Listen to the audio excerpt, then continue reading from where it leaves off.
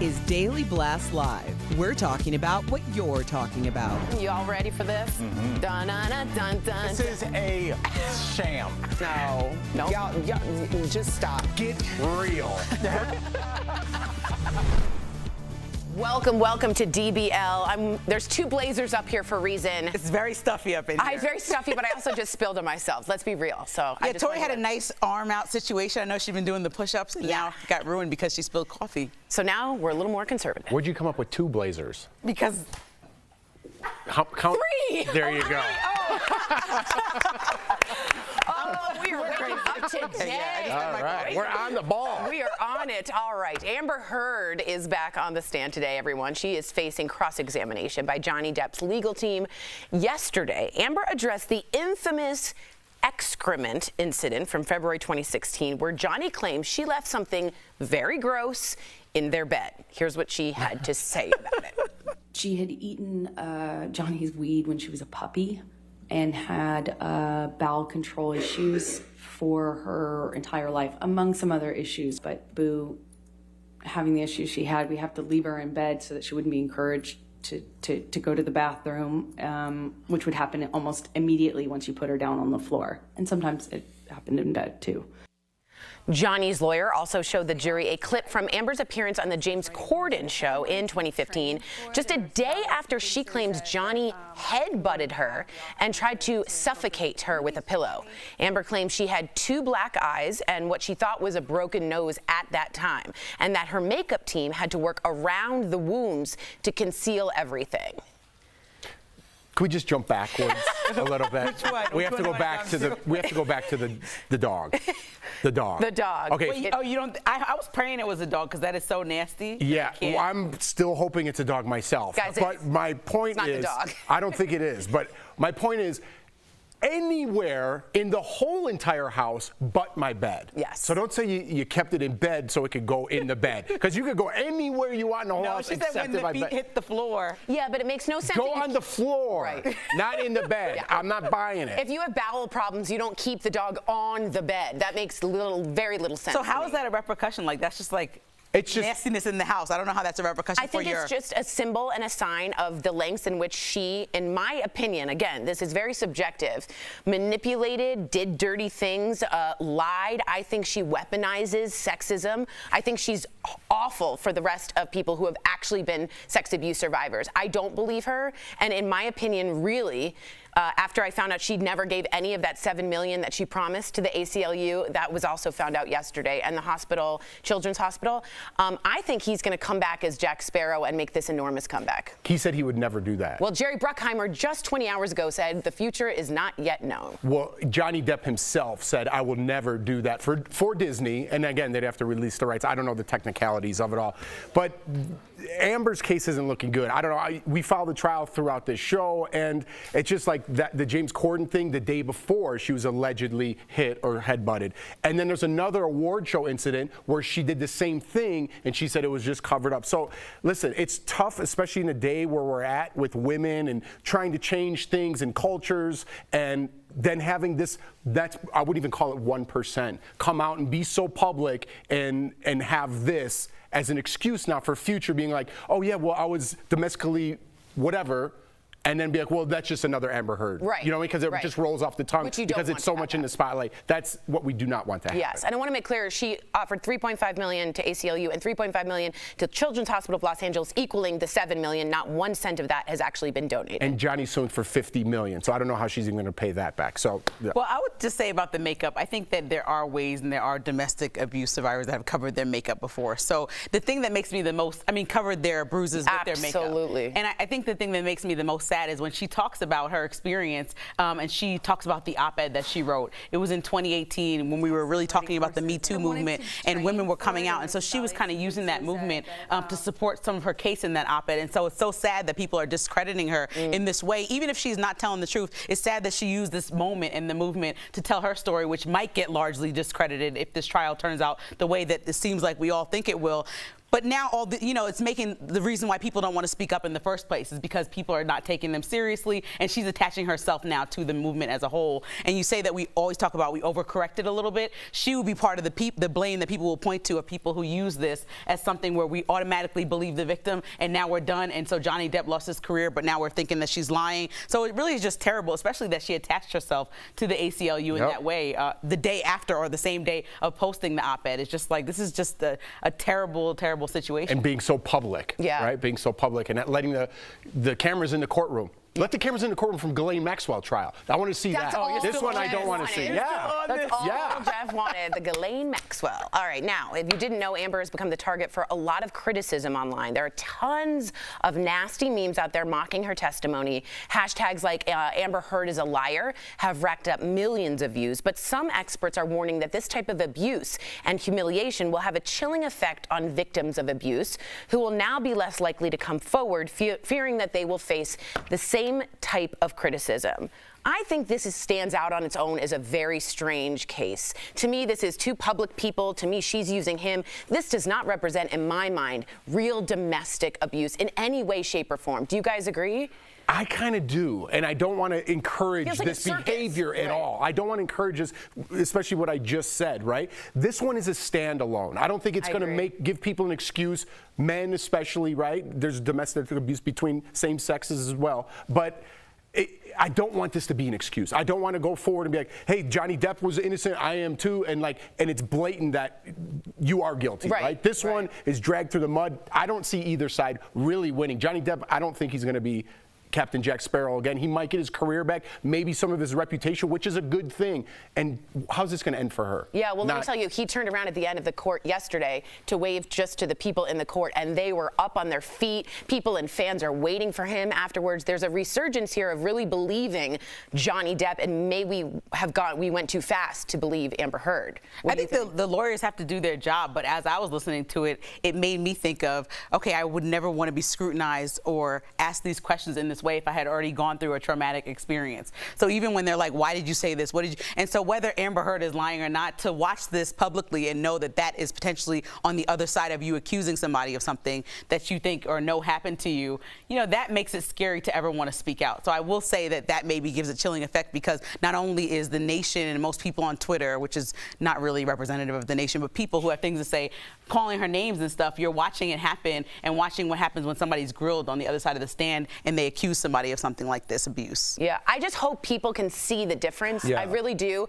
And I know discernment isn't something a general mass public, maybe I'm asking too much, but I really hope people can understand that this to me is just a circus of nonsense and drugs, alcohol, and toxicity, whereas there are real issues coming up, and I hope these two aren't equated in any way, shape, or form. And to use a movement, that people were trying to change since time began, right? To use that, and if she is lying, to use that to her advantage, that's disgusting, right? That's disgusting. I don't know if we'll ever find out the full truth, who did what, or if he really hit her or not. I don't think we're ever going to find that out. But to use something like that, whatever it is horrific to me, to use something like that against someone else. And all survivors everywhere. Yeah, all survivors everywhere. All right, let us know what you think. Again, these are just our opinions. Y'all have been watching as well. We'd love to hear what you have to think on YouTube and on our DBL app. Coming up on DBL, new details, yes, about the Buffalo shooting suspect's plans that he posted online. Should the Department of Homeland Security have picked up on it?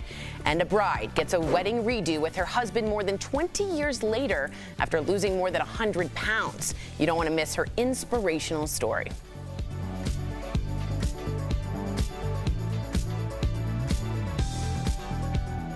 Closed captioning provided by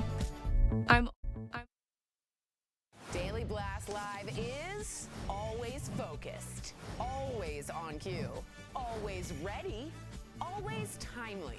This May, don't miss a day. DBL is all new every day. So Lindsay just asked how, if you guys watched yesterday's show, we had a Buffalo, I think it's WGRZ, is that right? From Buffalo. Her name's Claudia Ewing. I have a weird memory. And she was, Claudine Ewing, right? What did I say, Claudia? Excuse me. She was a reporter there who spoke to many people on the field, on the ground, and she also spoke to family members. And she was someone that wasn't just like, you know how you can just report the news? She like talked to us. Right. She had a conversation, and she was saying that this is not something she sees the community getting over. She thinks, she also found out that he was in that grocery store casing the joint since Easter. Oh wow, yeah, I heard those reports. Yeah, and she said that he went up to a white woman who was working there and asked, why would you want to work there if you're white? That was around Easter. I heard another guy had bought him a soda or something. A couple days. Oh, is that right? Somebody was standing outside and he was like, "You gonna be here tomorrow?" A black guy. And the guy was like, "I'm so happy that he wasn't there tomorrow." This is like a lot of like local news reports, and I think it's interesting because a lot of reporters that move to different cities, she could be from Buffalo or Rochester area, but they move for the job. Yeah. From people that I know, so you kind of embed yourself in the community because you don't really know anything else. But like, okay, I'm This living is here your for new 3 family. years. Yeah, yeah. Right. So it's really your community. Yeah. So even if you said the reporter was being very personable, like that's where she actually. No, you could lives. feel it. You could feel it. And it's scary because she was a black woman. Sam brought that up, being like, let's not ignore the fact that like you live there, work there, and you're a black woman discussing this, and I appreciated her saying that. Right. And I saw her also on several other news sources yesterday, and she's just, expect to see more of her. She really was tremendous at telling us the story, but giving color to the whole horrendous situation.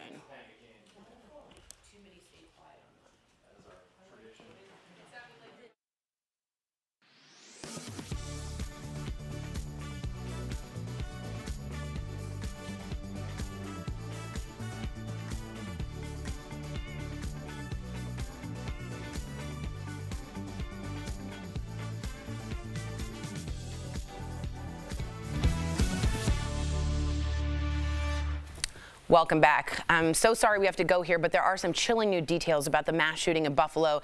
The suspect had allegedly posted details of his plans online for the past 5 months. He decided to target the Tops grocery store in February based on the area's population of black residents. In March, he visited the store to check out its security. He mapped out the aisles. He also scouted 2 other locations to continue his attack if he wasn't stopped. Now, a lot of people are asking, shouldn't someone like the Department of Homeland Security have picked up on all of this? Well, the head of DHS was on CNN and said it was virtually impossible to monitor all the hate and extremism online. Okay, nobody said monitor all of it. But when somebody has a 180-page manifesto, I think that's the one that you would alert and look into. When somebody has a record where they said they wanted to shoot up people in their school the year before, I think that's somebody you would look into. And I also hate that people conflate the two things, like, because mental health issues are real, and people that are struggling have real issues, and more often than not, they work through them or are trying to work through them, and that doesn't lead to them being racist.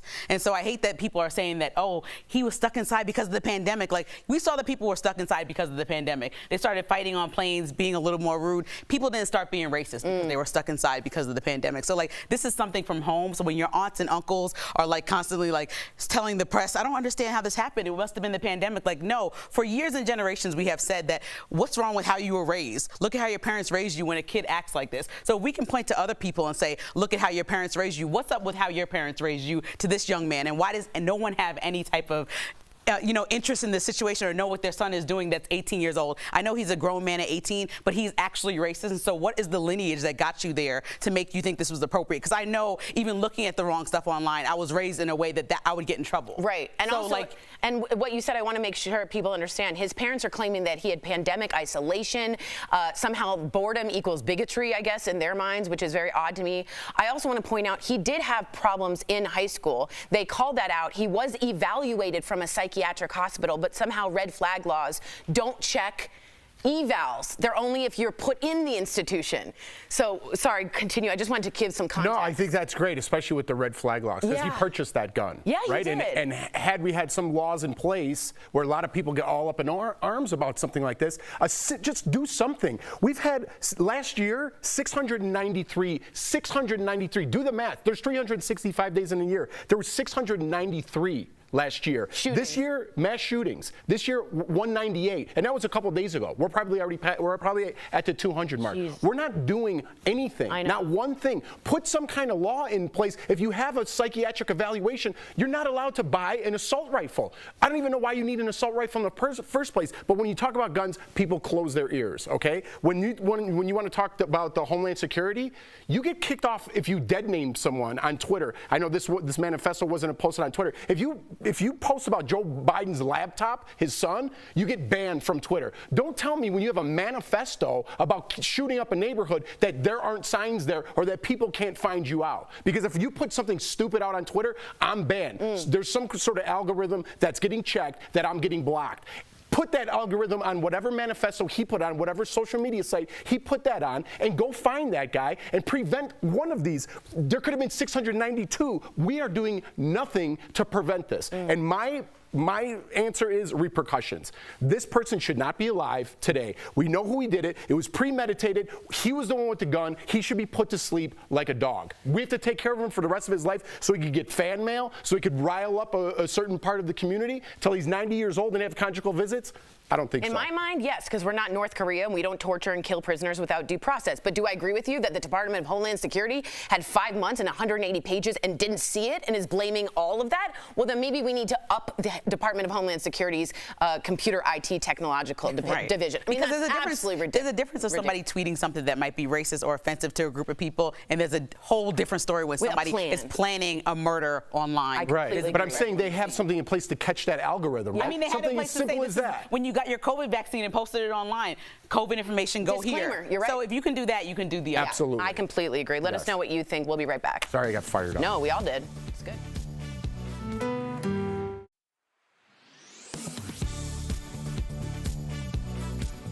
Take posts like this, saying social media companies, quote, have their hands dirtied in blood. Another user asked, quote, how is it a question whether social media companies have a role to play in minimizing hate and extremism? So let's verify, what are the policies on hate speech for some of the biggest social media platforms? Our sources are a duo of experts on extremism and radicalization. We also read through the hate speech policies of 6 major platforms. Let's start with Twitch. The Buffalo shooter used this platform to live stream the horrific attack. On their website, Twitch writes that the company, quote, prioritizes minimizing harm to our users over our users' freedom of expression, writing that they prohibit behavior, quote, motivated by hatred, prejudice, or intolerance. That could be a post calling for violence, a hateful image like a swastika, or a post which dehumanizes or makes another community out to be inferior. We read through the guidelines for other well-known platforms like Facebook, Twitter, YouTube, and Reddit, and found similar policies. We have seen that they are struggling over the last few years to deal with it just because of the sheer amount of hate that's on there. But in general, they do try and address these problems. But our experts say there's far less moderation on many less mainstream platforms which are out there.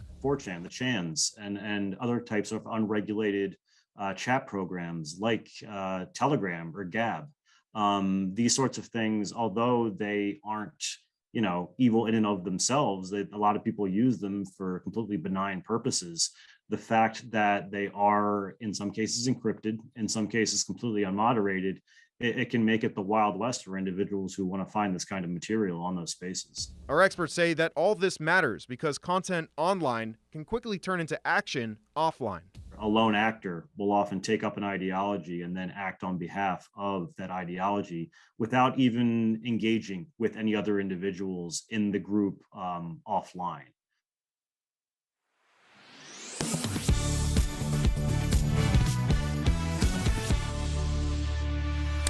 Like so many people, Christina Jordan has always struggled with her weight, and at her wedding in 2001, she weighed over 100 pounds more than her husband and dealt with tons of health problems. 134 pounds and 20 dress sizes later, Christina renewed her vows in the dress and body of her dreams. Earlier, we talked with Christina about her inspiring story. Certified master nutritionist and author, welcome, Christina. Thank you. Excited to be here. Master nutritionist. Yeah. I love that Where are we title. going with That's that? a great, just your business card. Who are you? I'm a master nutritionist. All right, so Well, when did you? technically, I'm board certified master nutritionist. So if you want to get fancy. You're gonna need business cards like this big to write all that on it. All right. I know. So I know. when did you first realize that your weight was an issue? Let's start at the beginning. Well, I've suffered with weight issues my entire life. I was always the biggest kid in the class. I definitely noticed that my weight was different than the other kids growing up in the 90s where thin was in. So for me, I was teased constantly. I was, called names, mocked, teased. Even a boy in high school did a fake invite to a party and to a dance and then didn't show. And he said he didn't date fat chicks. And so for me, I was teased. I was bullied my whole life and even into adulthood. So it's definitely been a part of my life, my whole life.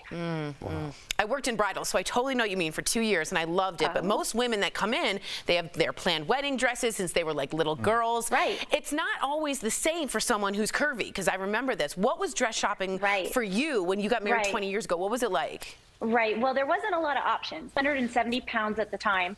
So for me, I maybe had 4 or 5 dresses to choose from, and it didn't matter really what I wanted at that point. It was what would zip up. It was what would fit. And so I chose that dress based on, did it fit? Could I get it zipped up? And it wasn't my dream dress, but at least I was marrying my dream man. So I guess that works. So Total plus. For me, I just picked what would work. Yeah, which doesn't feel very fairy tale. It was a bit nerve-wracking. Yeah. Well, no, it's not.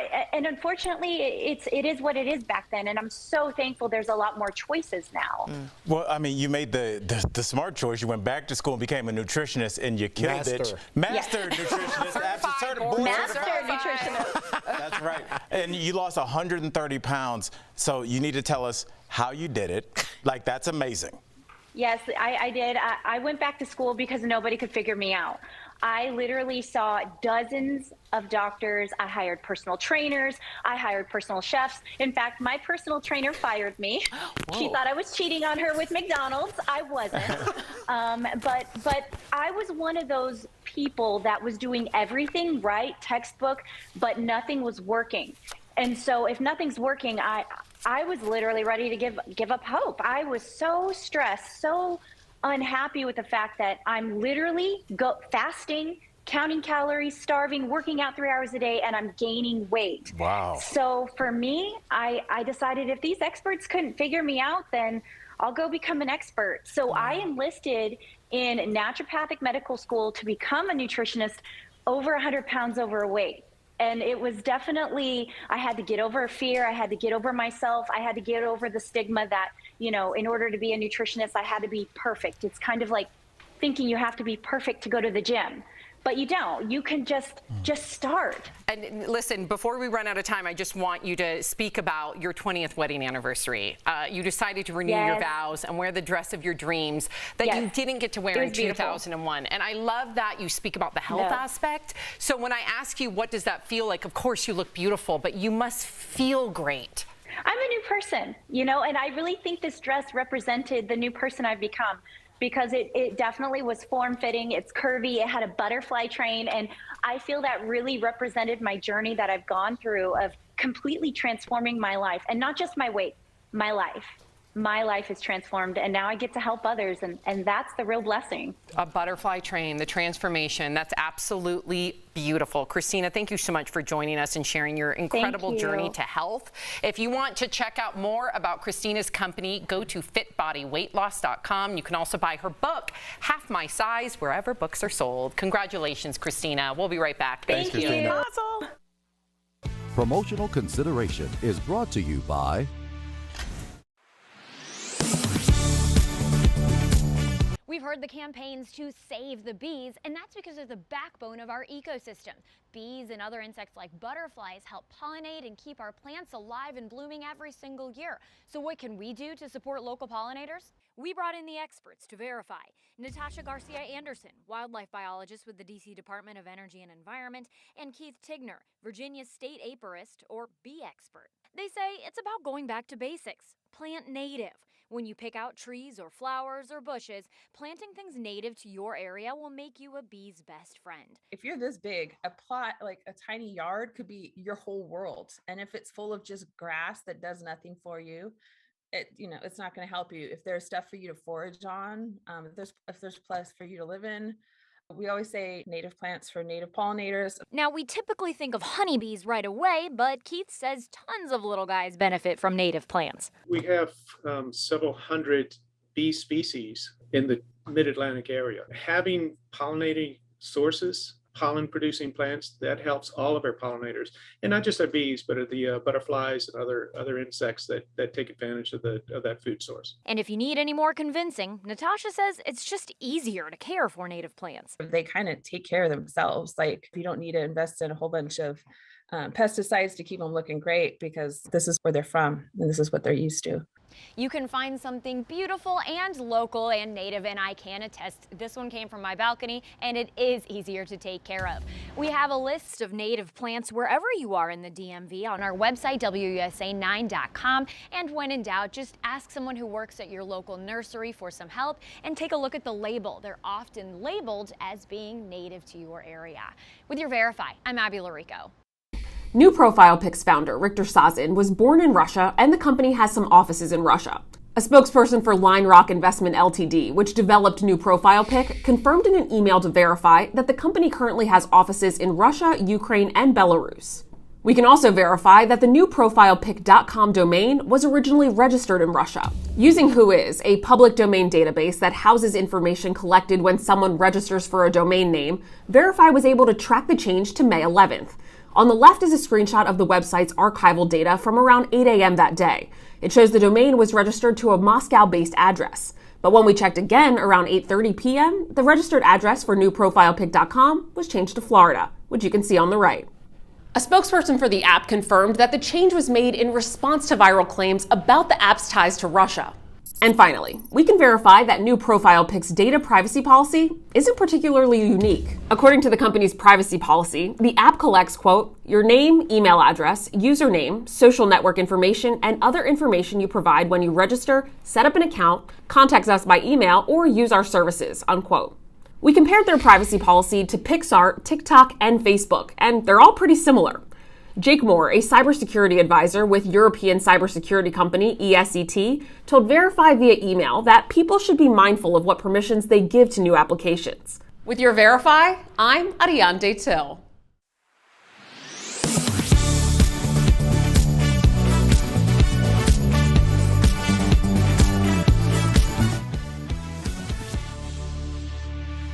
Welcome back. Let's face it, we could all use a little more exercise, but just getting to the gym can feel like so much work. Wouldn't it be nice if we could just trick our brains into loving exercise? That's today's Focus on Fitness, presented by QB. There are a few tips and tricks to teach your brain to genuinely love a good workout. First, make going to the gym an easy decision by leaving your sneakers at the door.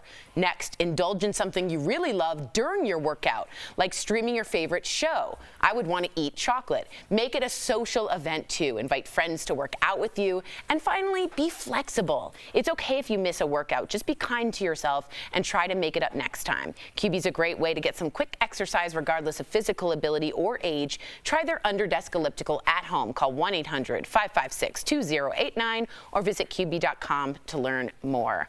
A lot of people just writing in, I want to say about the Johnny Depp and Amber Heard trial, why they decided to air the trial. And it's usually kept up to the judge in that decision, but yeah, you kind of wonder, it's become a bit of a soap. A circus. So I was going to say, whose decision is it? It's the judges. We'll see you tomorrow. Bye, guys.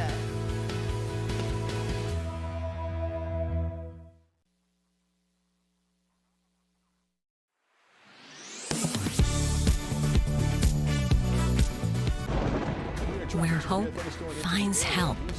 Where courage meets conviction. Where makers make fans. We are Tegna, a family of local and national media brands that bring us together, serving the greater good of our communities. Where national know-how backs local business. Be in good company with Tegna. But you want to go back 20 years and cancel somebody for what they did? You know what? You're out of order. I woke up and said, today is going to be a good day. Yeah. At some point, you got to decide for yourself if you're going to stand up for what's wrong or what's right. Like, are we living in bizarro world? Sorry, I ran out of steam there. I have to just push back on that. I think it's an okay conversation to have. That's what really rubbed me and a lot of people the wrong way. I love this story.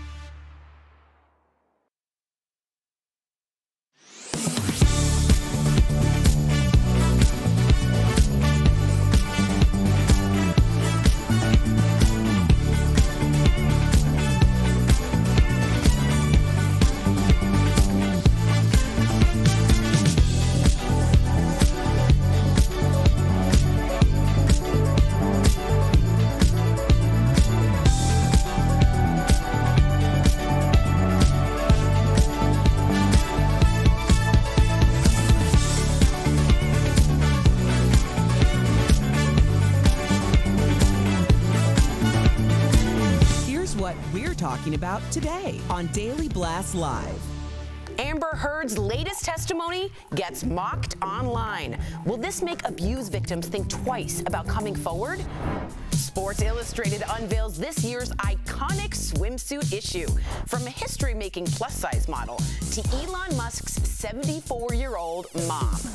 Actor Ron Perlman will be here live, and reality star Hazel E reveals her mommy makeover nightmare. Oh my gosh. Are you insane? This is a sham. No. Y'all, just stop. Finally here. Drum roll.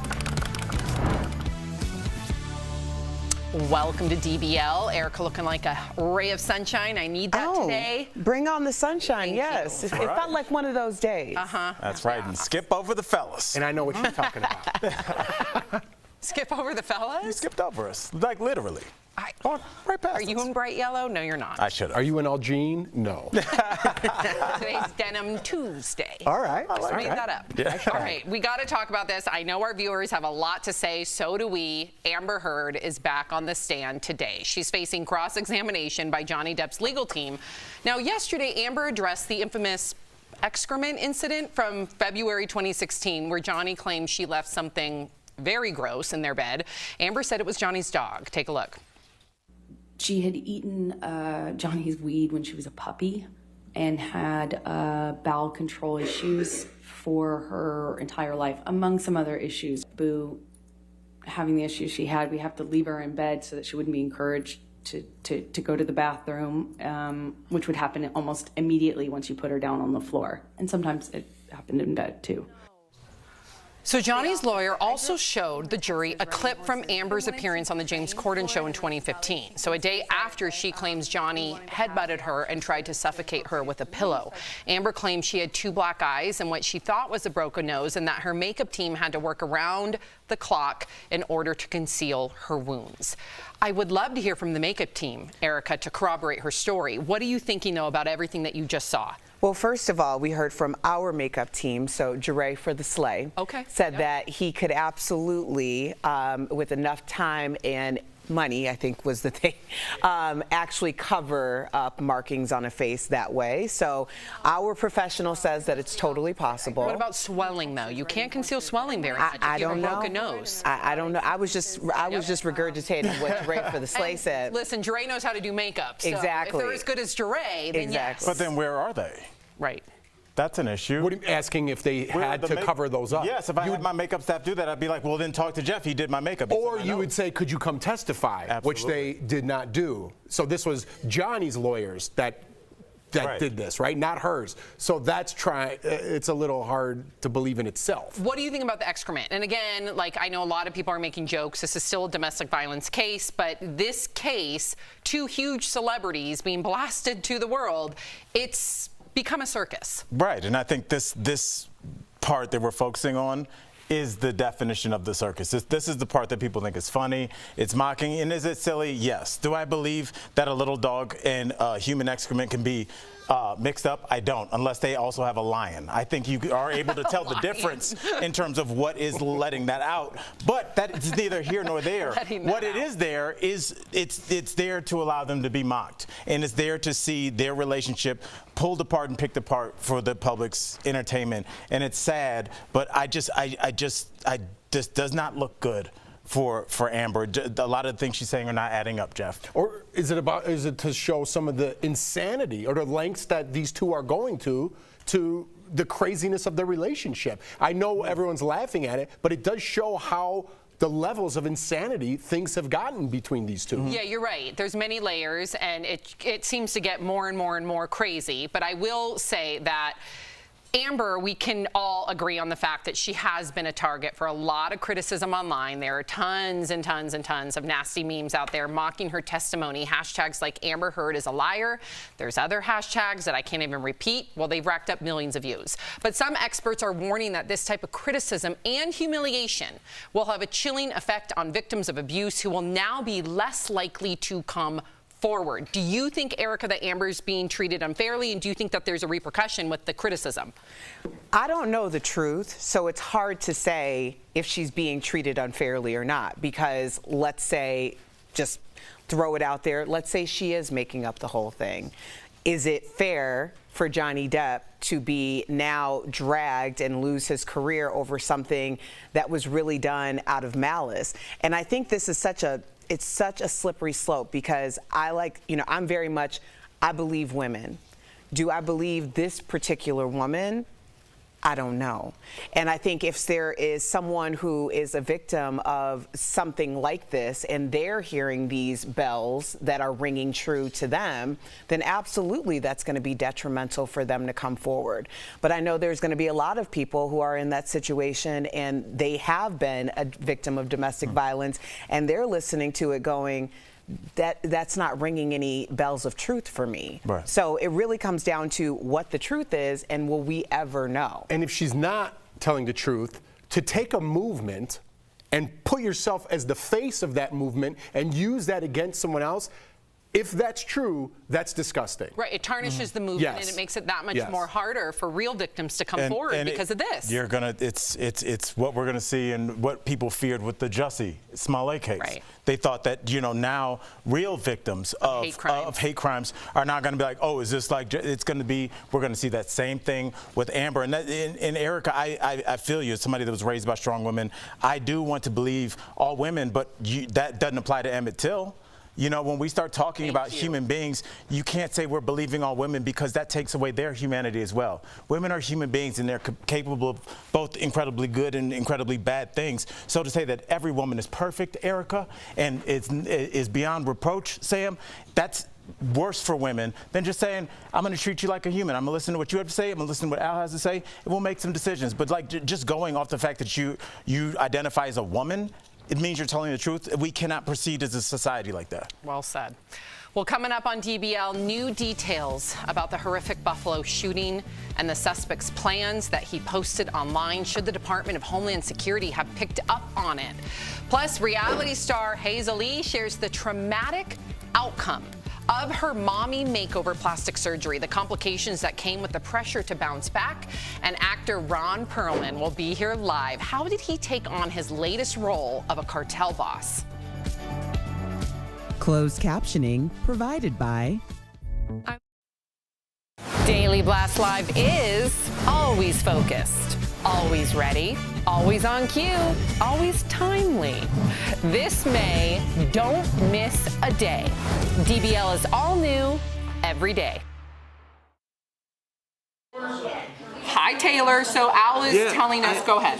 When the whole Buffalo thing first went down, I was just looking at news footage, and there was a black guy. A reporter? No, like a guy that lived in the community. Thank you very much. And he much. said that he had spoken to the police officer that was ultimately killed. That police officer told him to stop lingering in the store, because that was a thing in that store, like they told people not to linger. So he said he left that store and he ran into this is what he said on the news to a reporter. He said that he ran into the monster that ended up doing the shooting, allegedly, and he said he had a genius shirt on. So the guy, a genius, Okay. The word genius. So he said he sits on that bench every day and just talks to people, kind of like Forrest Gump. And he said he sat down with the alleged shooter, and he said the guy was super smart. He said they talked about critical race theory. They talked about theoretical physics. And what was the 18-year-old monster saying? He was answering. They had he in his manifesto, he constantly quotes Tucker Carlson's replacement theory. Right. Constantly, like Right. referring Well, to Tucker Carlson. He said Tucker they talked Carlson. CRT, and but they were talking, just seemed like general philosophy as well, and they talked for like an hour and a half. And then I would love to get that gentleman on here. Right, I'm sure he's gettable. Love I to mean, his hear. name and everything. So we'll Let's have try our and people, find out and yeah. see what his like spidey senses thought. Right, You know, right. sometimes I would hope that you would feel something, but you know, just like the store clerk felt something. That woman when- that said he asked that weird question. Right. I mean, Yeah. it was a very racist question, Right. so that's why. But that's a strange. It's a question that sticks Right. out in a Right. sea of questions that you get all day, where you go, what? Right. Yeah. Exactly. That's interesting. Yeah, I thought everybody saw that. I didn't see He that. said-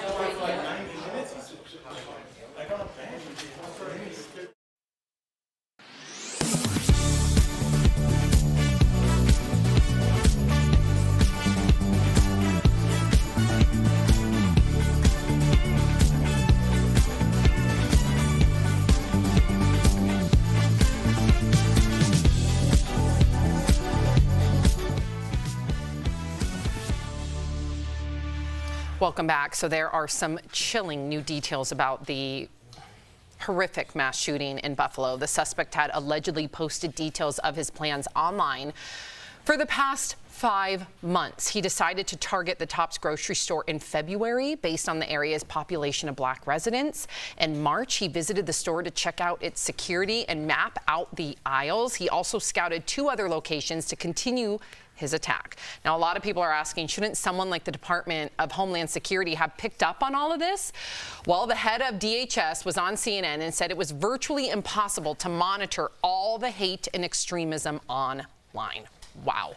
Erica, why do you think this went on unnoticed? Do you feel like this also was an excuse coming from the head of the Homeland Security? Well, I mean, that's not exactly a warm and fuzzy feeling to think that it's just impossible, so what are we going to do about it? Nothing. Somebody knew something. Someone knew something. Someone always knows something. And they just refused to say it for whatever reason. Maybe it was a proximity thing with the family. Maybe it was a friend, community thing. Yeah, when you see something, you got to say something, because also think about this too. If you did know something, and you're a sane human being, and this isn't your ideology, so you're going to live the rest of your life knowing that there's 10 people who were murdered, and you said nothing? Right. Yeah, somebody did know something because he had a psychiatric evaluation a year before. I don't know the exact timeline, but he was still able to buy an assault rifle, right? People don't want to talk about that. Yeah, people don't want to talk about that. Horrific messages on that assault Exactly. But if you talk about vaccination, if you have a different theory than the masses, if you talk about Hunter Biden's laptop, any of those things get you banned from Twitter or social media. I don't know exactly what media outlet he was on, but there is algorithms for this. Don't tell me you're writing a manifesto, putting this hate out there, this rhetoric speech, and there's no algorithm for whatever site he was on. Don't tell me it's impossible by Homeland Security to say there's nothing we could do, we can't get all hate speech, when people are getting literally kicked off of social media for dead naming someone or calling someone that's a he, a she. They find that algorithm, but you don't find a manifesto about shooting people up. I mean, Jeff, as you were talking, I was thinking about like over Halloween, my youngest son did this crazy dance in front of me, and he had his shirt off. It was super cute. He was 7 at the time, and I posted on TikTok like 90. I don't post on TikTok anyway. I did, and they took it down immediately. Wow. You know, so it's like they take down child porn. I've seen, thank God. As they should. Yeah, Right. thank God. Right. You know, but I've seen Vice episodes about people that work for social media sites that take down pictures that are constantly going up of dead bodies and aborted fetuses. Like, people post this stuff, and there are people that literally, and those people are mentally messed up from doing that. That's why I was watching the episode. So there is a way to catch all of this. There's definitely a way. Let's be real. Let's just boil it down to, there's a lot of different women online that might post something quote unquote scandalous. Maybe they show a little bit of side boob. God forbid they show nipple. That is taken away immediately. So you're telling me, to all y'all's point, you're telling me that you can't figure out a way to take down hate speech? You can't figure out a way to take down things that are grooming other people, especially young individuals that are impressionable? This is how we stop this from happening. Sam, I don't want to cut you off, but I want to ask you this before we run out of time.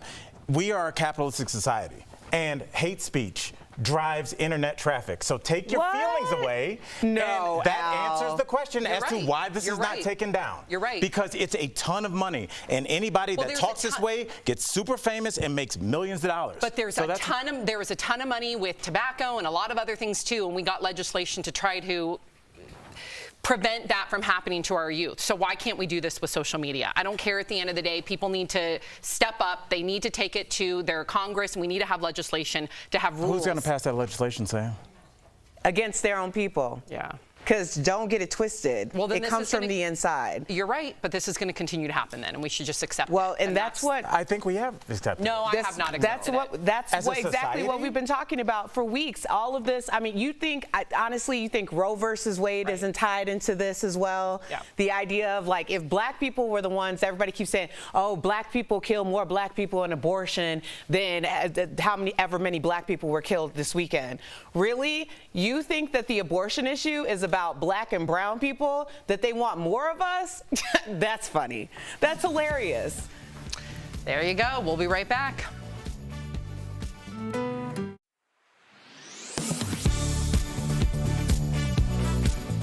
Take posts like this, saying social media companies, quote, have their hands dirtied in blood. Another user asked, quote, how is it a question whether social media companies have a role to play in minimizing hate and extremism? So let's verify, what are the policies on hate speech for some of the biggest social media platforms? Our sources are a duo of experts on extremism and radicalization. We also read through the hate speech policies of 6 major platforms. Let's start with Twitch. The Buffalo shooter used this platform to live stream the horrific attack. On their website, Twitch writes that the company, quote, prioritizes minimizing harm to our users over our users' freedom of expression, writing that they prohibit behavior, quote, motivated by hatred, prejudice, or intolerance. That could be a post calling for violence, a hateful image like a swastika, or a post which dehumanizes or makes another community out to be inferior. We read through the guidelines for other well-known platforms like Facebook, Twitter, YouTube, and Reddit, and found similar policies. We have seen that they are struggling over the last few years to deal with it just because of the sheer amount of hate that's on there. But in general, they do try and address these problems. But our experts say there's far less moderation on many less mainstream platforms which are out there. 4chan, the Chans, and other types of unregulated chat programs like Telegram or Gab. These sorts of things, although they aren't, evil in and of themselves, a lot of people use them for completely benign purposes. The fact that they are, in some cases, encrypted, in some cases, completely unmoderated, it can make it the Wild West for individuals who want to find this kind of material on those spaces. Our experts say that all this matters because content online can quickly turn into action offline. A lone actor will often take up an ideology and then act on behalf of that ideology without even engaging with any other individuals in the group offline.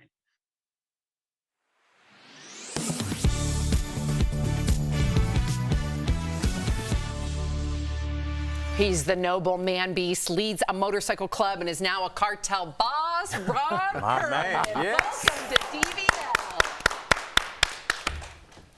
All things to all people.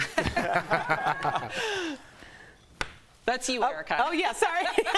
Sorry, Ron. So we have to start with a big congratulations because you are officially a grandparent. Oh, What's it like being a grandpa? Man, you guys really do your homework, don't you? We dig deep. I had forgotten I was a grandpa. I better check in with the kids. Thanks for the reminder. It is.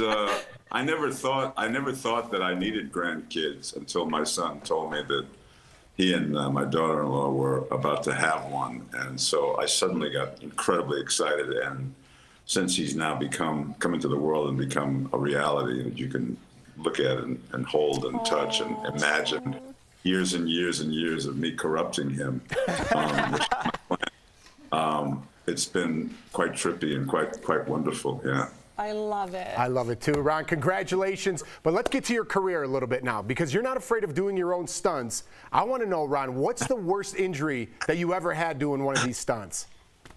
Oh, I don't know where you read that, but that's a little bit of an overstatement. But things happen, you get caught up in the heat of the moment, and you do stuff that you probably shouldn't. There was one scene in Hellboy, I can't remember whether it was Hellboy 1 or 2, where I'm jumping onto a train, Oh, you pulled up the clip. How did you know? We're fast. Ron, we're on top of our game over here. Yeah, nanoseconds over here. What is that called? Artificial intelligence? You just were inside my brain. Yeah. Anyway, that moment where I'm jumping onto a train, and usually in movies you jump onto a train that's either going past you sideways or you're catching up with it and jumping onto the back of it. I, being Hellboy, with limited skill set, jumped onto a train as it was coming toward me. And as careful as we could be, like having the train come really slowly and then speeding it up in post, you still was a train coming toward me, and I'm jumping onto it. And I hit my rib cage and cracked a couple of ribs. And you could see tears just coming down my eyes. There was nothing emotional happening. It was all purely, what a completely rookie move that was. I was going to say, too bad you couldn't use those tears for an emotional scene, but apparently you couldn't. Right, they never come when you want them. It's like a cop. Well, I'll tell you this, man. You're a new grandfather, so I'm sure your ribs hurt. But there's nothing like the moment where you step on a Lego at 2 in the morning with your bare feet. So get ready for that, Grandpa. That's coming. No, I'll have the kid back to his parents by 2 in the morning. So there you go. A flashlight in my hand for any leftovers. But thank you for the warning. I got your back, brother. That's what I'm here for. Now, I want to talk about your new role, because you play a ruthless cartel boss in the new film, There Are No Saints. Now, how did you prepare for this role? Like, did you research any cartels, and were they cool with that? Yeah, watch out. I just called all my dealers, that, what would you do in a situation like this? And, I got, a lot of feedback. No, I mean, you just, I don't know. I mean, it's kind of like alchemy when you are offered something that you don't really have a frame of reference for real, but you've heard enough news about it and you've watched the impact that they've had on society, and you just kind of pull all that in and then mix and match that with your own sort of really weird wiring, because we're all wired to do any number of things that we don't normally do in society, but we're wired to do them if push came to shove, and that's what the actor has to do, is get in touch with those facets of himself that are a little bit more ruthless than he normally is, a little bit more craving of power than he normally is, a little bit more cold-blooded, etc., and that's the job. Well, Ron, speaking of different facets, I mean, you are funny. Your dry sense of humor is cracking me up. I did not expect this. So you always play the tough guy. Does it bother you that you are always that sort of character? Do you want to be in a comedy now that you have a grandkid, maybe an animation? I could see that. I do a tremendous amount of animation. I do a lot of Saturday morning cartoons, have done since the early 90s. I've done a couple of big animated movies. I love doing that stuff. And then when comedy comes around, I usually have to work for free because nobody believes that's my wheelhouse. We need to see you more in comedies. Yeah, strangely enough, that's where it all started. When I was starting out in New York, I was part of a sketch comedy group, very similar to the stuff that they do on Saturday Night Live. And my first ever appearance on stage was trying my hand at stand-up, which didn't work out so good. So I went scripted, just to find something I could hide behind. But no, comedy was my first love. And when I got to Hollywood, everybody looked at this kind of like gawky looking, simian type structures, and 6'2" and not particularly handsome, but not all that ugly. Like, what do we do with this guy? Make him a bad guy. I see a comedy duo between you and Will Ferrell. I think you, because you look similar. I'm putting it out there, Ron. I could be your agent. We're putting it in the universe. Okay. Let me know what he says. I'm sure. Stay by the phone and give me a call. I will. All right. Ron, thank you so much come for back, joining man. us here on DBL. To our viewers, there are no saints. Hit select theaters May 27th. Look for a comedy with him in it in the near future, we hope. We'll be right back. Thank you, Ron. Step Brothers Thanks, 2. Rom-com. Yeah, I like that. The other brother. See you guys. Thank you. Promotional consideration is brought to you by We've heard the campaigns to save the bees, and that's because they're the backbone of our ecosystem. Bees and other insects like butterflies help pollinate and keep our plants alive and blooming every single year. So what can we do to support local pollinators? We brought in the experts to verify. Natasha Garcia Anderson, wildlife biologist with the DC Department of Energy and Environment, and Keith Tigner, Virginia's state apiarist or bee expert. They say it's about going back to basics. Plant native. When you pick out trees or flowers or bushes, planting things native to your area will make you a bee's best friend. If you're this big, a plot, like a tiny yard, could be your whole world. And if it's full of just grass that does nothing for you, it's not going to help you. If there's stuff for you to forage on, if there's place for you to live in. We always say native plants for native pollinators. Now, we typically think of honeybees right away, but Keith says tons of little guys benefit from native plants. We have several hundred bee species in the mid-Atlantic area. Having pollinating sources, pollen-producing plants, that helps all of our pollinators, and not just our bees, but the butterflies and other insects that take advantage of that food source. And if you need any more convincing, Natasha says it's just easier to care for native plants. They kind of take care of themselves. Like, you don't need to invest in a whole bunch of pesticides to keep them looking great, because this is where they're from and this is what they're used to. You can find something beautiful and local and native, and I can attest this one came from my balcony, and it is easier to take care of. We have a list of native plants wherever you are in the DMV on our website, WUSA9.com, and when in doubt, just ask someone who works at your local nursery for some help and take a look at the label. They're often labeled as being native to your area. With your Verify, I'm Abby Larico. New Profile Pics founder Richter Sazin was born in Russia, and the company has some offices in Russia. A spokesperson for Line Rock Investment Ltd, which developed New Profile Pic, confirmed in an email to Verify that the company currently has offices in Russia, Ukraine, and Belarus. We can also verify that the newprofilepic.com domain was originally registered in Russia. Using Whois, a public domain database that houses information collected when someone registers for a domain name, Verify was able to track the change to May 11th. On the left is a screenshot of the website's archival data from around 8 a.m. that day. It shows the domain was registered to a Moscow-based address. But when we checked again around 8:30 p.m., the registered address for newprofilepic.com was changed to Florida, which you can see on the right. A spokesperson for the app confirmed that the change was made in response to viral claims about the app's ties to Russia. And finally, we can verify that New Profile Pic's data privacy policy isn't particularly unique. According to the company's privacy policy, the app collects, quote, your name, email address, username, social network information, and other information you provide when you register, set up an account, contact us by email, or use our services, unquote. We compared their privacy policy to Pixar, TikTok, and Facebook, and they're all pretty similar. Jake Moore, a cybersecurity advisor with European cybersecurity company ESET, told Verify via email that people should be mindful of what permissions they give to new applications. With your Verify, I'm Ariane Till.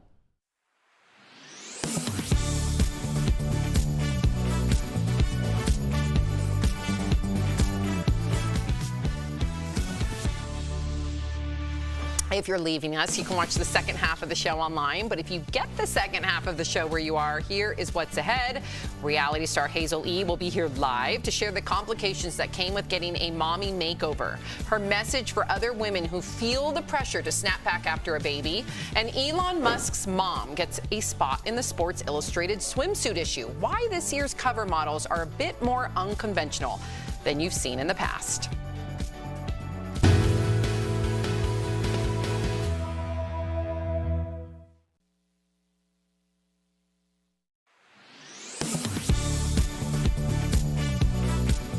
Florida Representative Kat Cammack went viral on social media after posting this video on May 11th claiming the Biden administration sent baby formula to the southern border while complaining store shelves in her district are empty. They're receiving pallets and more pallets of baby formula. Texas Governor Greg Abbott issued a statement the next day criticizing the formula shipments. Several verified viewers like Angel reached out by email and text to ask us if the U.S. government is providing formula to migrant babies at the border. So let's verify. Our sources are the National Center for Youth Law, U.S. Customs and Border Protection, and the White House. When Border Patrol detains children suspected of entering the U.S. illegally, the law mandates agents provide them with adequate food and water. According to the National Center for Youth Law, in the 1980s, a class action lawsuit was filed against the federal government on behalf of Jenny Flores. The El Salvadorian girl claimed she was detained in substandard conditions. In 1997, the government agreed to set minimum protections for detained minors, including the requirement to provide food and water. This became known as the Flores Settlement Agreement. It requires adequate food and elsewhere specifies age appropriateness, hence formula for kids under the age of 1. CBP would not confirm the authenticity of the detention facility photo shown by CAMAC, but the agency tells Verify in a statement that it, quote, complies with all applicable regulations for the purchase of products used in CBP facilities. So, yes, the U.S. government is providing formula to migrant babies at the border. It's required to under the law. Every presidential administration over the last 25 years has done the same. With your Verify, I'm Brandon Lewis. This is Daily Blast Live. We're talking about what you're talking about. Oh my gosh. Are you insane? This is a sham. No. Y'all just stop. Finally here. Drum roll. Thank you. Welcome to DBL. So a lot of people are talking about the new Sports Illustrated swimsuit covers. The magazine put out 4 different covers. Yes, that quote celebrated a range of backgrounds and body types. Singer Ciara, there she is, graced one of the covers in a leopard print bathing suit. Elon Musk's mom, May, became the oldest cover model at age 74. Plus-size model Yumi Nu is also featured. But it's Kim Kardashian's cover, of course, that's creating all the controversy. Some people thought that the reality star was not a good choice since she uses photo filters and promotes an unrealistic body image. Erica, what do you think of the choices? And Kim? I mean, they all look amazing. I mean, it's diversity of beauty. That's what there's. I mean, first of all, Ciara killed it. Okay, I'm just gonna be real honest. Yeah. They all killed it, but Ciara's my favorite. Same. I don't. You know, I think they're kind of counting on there being some degree of controversy because we're also seeing this in a very digital way as opposed to like running out to the newsstands to purchase the magazine. So I think there's a little something there for everybody. What do the boys think? It's great. What are you supposed to say? It's great. You know, like for real, today's day and age, you can't say anything. Yes, you say it's great. No, you can't. You say that's great. Jeff, that's great. Jeff, I'll say this. I think it's strange that people are going after Kim Kardashian because they're saying that she uses filters and she's had enhancements when I thought that we were just talking about beauty overall and feeling good inside. So if somebody says, hey, I feel better with my natural hair, natural beauty, no filters, great. But if I want to have natural hair, natural features, but I want to have filters, that's bad. So what, now we can't do filters, we can't do fillers. Can we do Botox? Can you not admit to having work done? Like, I don't understand where now there's it's got to be one or the other. And it seems like if somebody has another sense of beauty, they're now shamed for that. When I thought this whole thing was to open it up where we could see the entire palette. I understand why people, listen, at the end of the day, they all look beautiful. I'm going to all give them their flowers. But I do understand why some people are saying if you're going to have this year be devoted to diversity and promoting women in their 70s as well as plus-size models, why not have it be a little bit more natural? And so I do understand why people are saying that's an unrealistic body image when we know 99% of the public can't attain Kim Kardashian's body without the right resources. Well, what about the cover of Muscle and Fitness? I do understand the pushback is what I'm saying. Muscle and Fitness takes a lot of work and a lot of work ethic. I'm not saying Kim Kardashian's body doesn't take work or work ethic. I'm sure she's at the gym every day, but I can say, and Erica can speak to this better than me, but I know that fitness models and people that are bodybuilders are in the gym 24/7. Like, that's their life. Right. And I don't think that's so. Then is it unethical to present them on a cover of a magazine because? No, they're athletes. Not at all, in my opinion. Those are athletes.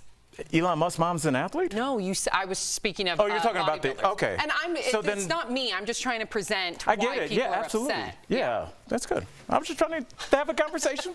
Elon Musk's mom used to be a model as well. She still is, she but looks yes, amazing. she used to be a model. I just kind of I wondered like what's unattainable and what's not, you know, and what's okay to show. I think there's a difference between being attainable by going to the gym and being an athlete and going to the plastic surgery table. Well, this has been a long. What Sam is speaking to has been this long debate, especially with fitness people who have devoted their lives to fitness and health and all of this. Which you did. So tell the people, please. Well, for like a fraction of my life. No, yes, Erica, I did for like a few years.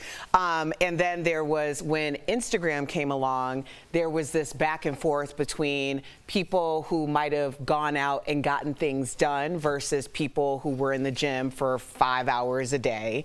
And also the amount of information that was being given by these two very different groups. So it's been a long, drawn out thing, and I think that's what Sam is kind of speaking. Yeah. One involves discipline. But the fact that the filters are there lets you know that the people demanded it. People want that kind of beauty as well. They wouldn't be on there. I guess I don't find filtered beauty. And I'm not speaking to Kim Kardashian. I'm not. I think she's very beautiful. I don't think she needs the filters. I really don't. Victoria Beckham. I don't need filters. Gorgeous. You are gorgeous. I'm not. Yeah, I'm sitting right next to you. You're beautiful. Thank you. Victoria Beckham has something to say about body types. According to her, being skinny is so last season. She told Gracia magazine that wanting to be really thin is an old-fashioned attitude because modern women want a more curvy figure. The magazine called her out for being thin herself, but she said it's not about being a certain size. It's about knowing who you are and being happy with that. She also said she's lifting weights in hopes of getting a bigger bottom. Can we stop saying that things are out? Just because we have all of a sudden just acknowledged that there is no one standard of beauty and perfection to be perceived doesn't mean that something else has to be out. I think that it's like the pendulum does not actually have to swing one way or the other. I think what's really out is being self-deprecating and like feeding into these fallacies that we tell ourselves about not fitting into certain beauty standards. Like, I really encourage people to figure out what it is about them that makes them great, because there's something about everyone that makes you great. And if you can really tap into what that is and understand how to make that your superpower, there's a whole different world for you. So as opposed to being like a cheap version of someone else because they're being celebrated, who knows, if you actually stick to who you are, maybe you'll be celebrated for being yourself one day too. Beautifully said. Absolutely. That's it, Jeff? Well, that was really good. Yeah, what am I going to follow it up? You know, like, you want to know exactly what's in my head? I'm like, listen, everyone likes something different. I like a little cheese on my potatoes. That was going on in my head. I wasn't going to say that after Erica said what she just said. No. You got it. That's why you're a great host. You get that out of you. I was like, I'm not saying that. We see Jeff do this, though. Yeah. Because that was really well said, and I was inspired, and I go, hey, who likes cheese with their potatoes? I do like cheese with my potatoes. Oh, yes. man. Okay, so we all know that I love me some Val Kilmer. Okay, did you guys hear this, though? Yes. He is revealing that he begged producers to be in the Top Gun sequel Maverick. Val appears in the preview, but only as a portrait on the wall. Val, who did lose his voice from throat cancer in 2015, said he wasn't asked to be in the new film, but said he wasn't too proud to beg. His voice has been restored digitally, you guys, through AI technology, but it's not clear if it will be used in the sequel. So Val added Iceman was Maverick's nemesis, and the two went together like salt and pepper. I didn't get that. What, the salt AI and pepper part? go together. You can put that on the same dish. That was the point. That's the point. But I didn't know if they were saying like oil and water, salt and pepper. Then he would have said oil But and no water. one says salt and pepper. Okay. Well, peanut butter and jelly. Yes, I don't know. Oh, I'm sorry. Maybe he likes the salt and pepper. No one likes that, though. Yes, it's just they a do. weird- I put salt and pepper on my salad. I put salt and pepper on everything. No, you don't. Yes, I do. What do you think about Val? I know you're a fan. I Straight love up. Val Kilmer. And you've been If you telling everybody to watch his doc. If you have not seen his documentary, you will appreciate him for his character, for his discipline. He was a Juilliard actor. I don't think a lot of people knew he was a Juilliard actor. And he really gave his all to the industry, and it's really sad to see him lose his gift, his voice. But apparently this AI technology, I think we have some sound from it, right? So what they did, it's not his present voice, obviously. They took clips of some of the things he said in the past. Listen. My voice as I knew it was taken away from me. People around me struggle to understand me when I'm talking.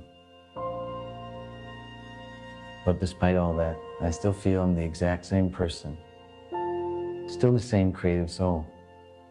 Wow. So that's his words, and that's the technology making it sound like him. I hope that they can use this for Do you know what this makes movie. me to think about? Now, you know, obviously, Jeff, you know I'm a big fan of Black Mirror, but they always had that idea that once you pass away, it will have spoken enough on voicemails and cell phones and all that kind of stuff. Well, they'll be able to recreate your voice and the way that you talk and the speech patterns. So even after we're gone, they can still piece together like the emails that you wrote and things like that, and make your character talk long after your physical being is gone. And it seems like we have the rudimentary base of that technology right now because we just heard it. He hasn't spoken in years, and yet he's speaking in complete fluid sentences. I wonder where this could go.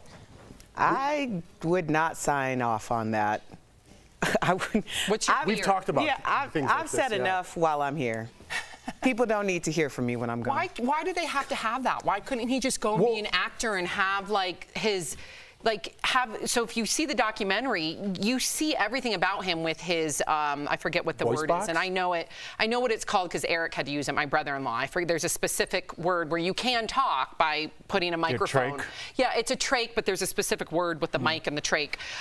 Why couldn't they just think outside of the box and welcome his quote-unquote disability, and he can act with I've watched the documentary and I loved it. He's really hard to understand, right? So for this movie, and again, why would you want to portray that? He's Iceman, he's a strong character. I don't know what they're going to do in the movie. This is just me hoping that they portray him in a strong manner. He gets in there, talks to Mav, gives him one line, and gets out. And that would be, I think, what Val wanted. He wants to be in this movie. I think he wants to be portrayed as his old self, I'll Iceman. be disappointed if he's not in this movie to the extent that he deserves. Yes, I agree. Yeah, and at the end, let's just not focus on the end of his career. What a life he's led. He's had so many roles that I love that we even talked about. I want to see more from his career. What a career. So shout out to him. He's still working. Hope there's more. Coming up on DBL, reality star Hazel E will be here live to talk about the pressure of bouncing back after having a baby. Why getting a mommy makeover turned into a nightmare for her. That's coming up next.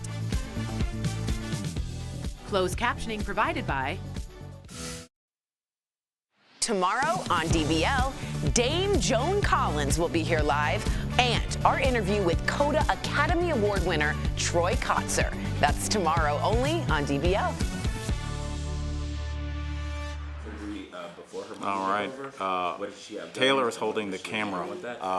It's interesting because I invoked your name earlier today, Taylor. I was talking to my girl about she has a really cool shirt. Your mom lives in St. Thomas? I don't want to, I'll just leave it at that. But like, she had the dopest shirt. It was like almost like a hand-painted shirt of like a local on almost like a button-down shirt. I thought it was so cool. Yeah, buddy. I'm just talking about Taylor. She has such a cool style. Yeah, just say that. Taylor, you have a great Well, I'm saying style. I brought up a specific thing today. And a new mom. Okay. Yep, and so, well, that's cool. I'm just Apparently, giving it's Al going a to hard anger time. Sam again. No, I'm giving Al a hard time. Al and I tease each other left and right. You should see our text messages. Oh, yes. Q3. We got Hazel E coming up. Hazel E has a lot to say. First of all, you know her from Love and Hip Hop, but she has a lot to say. She's keeping it real on her new podcast about the pressure to bounce back after having a baby and how plastic surgery nearly took her life.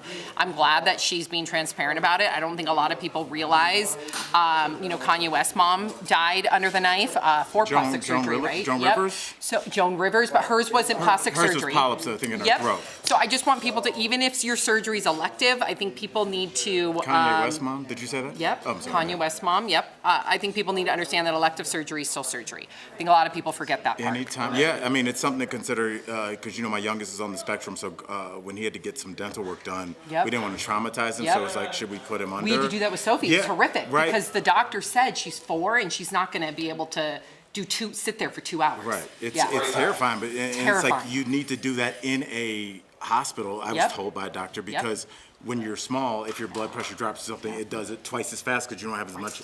So horrific. It's very and scary. Check to just out go your anesthesiologist. Mm-hmm. I remember asking the anesthesiologist.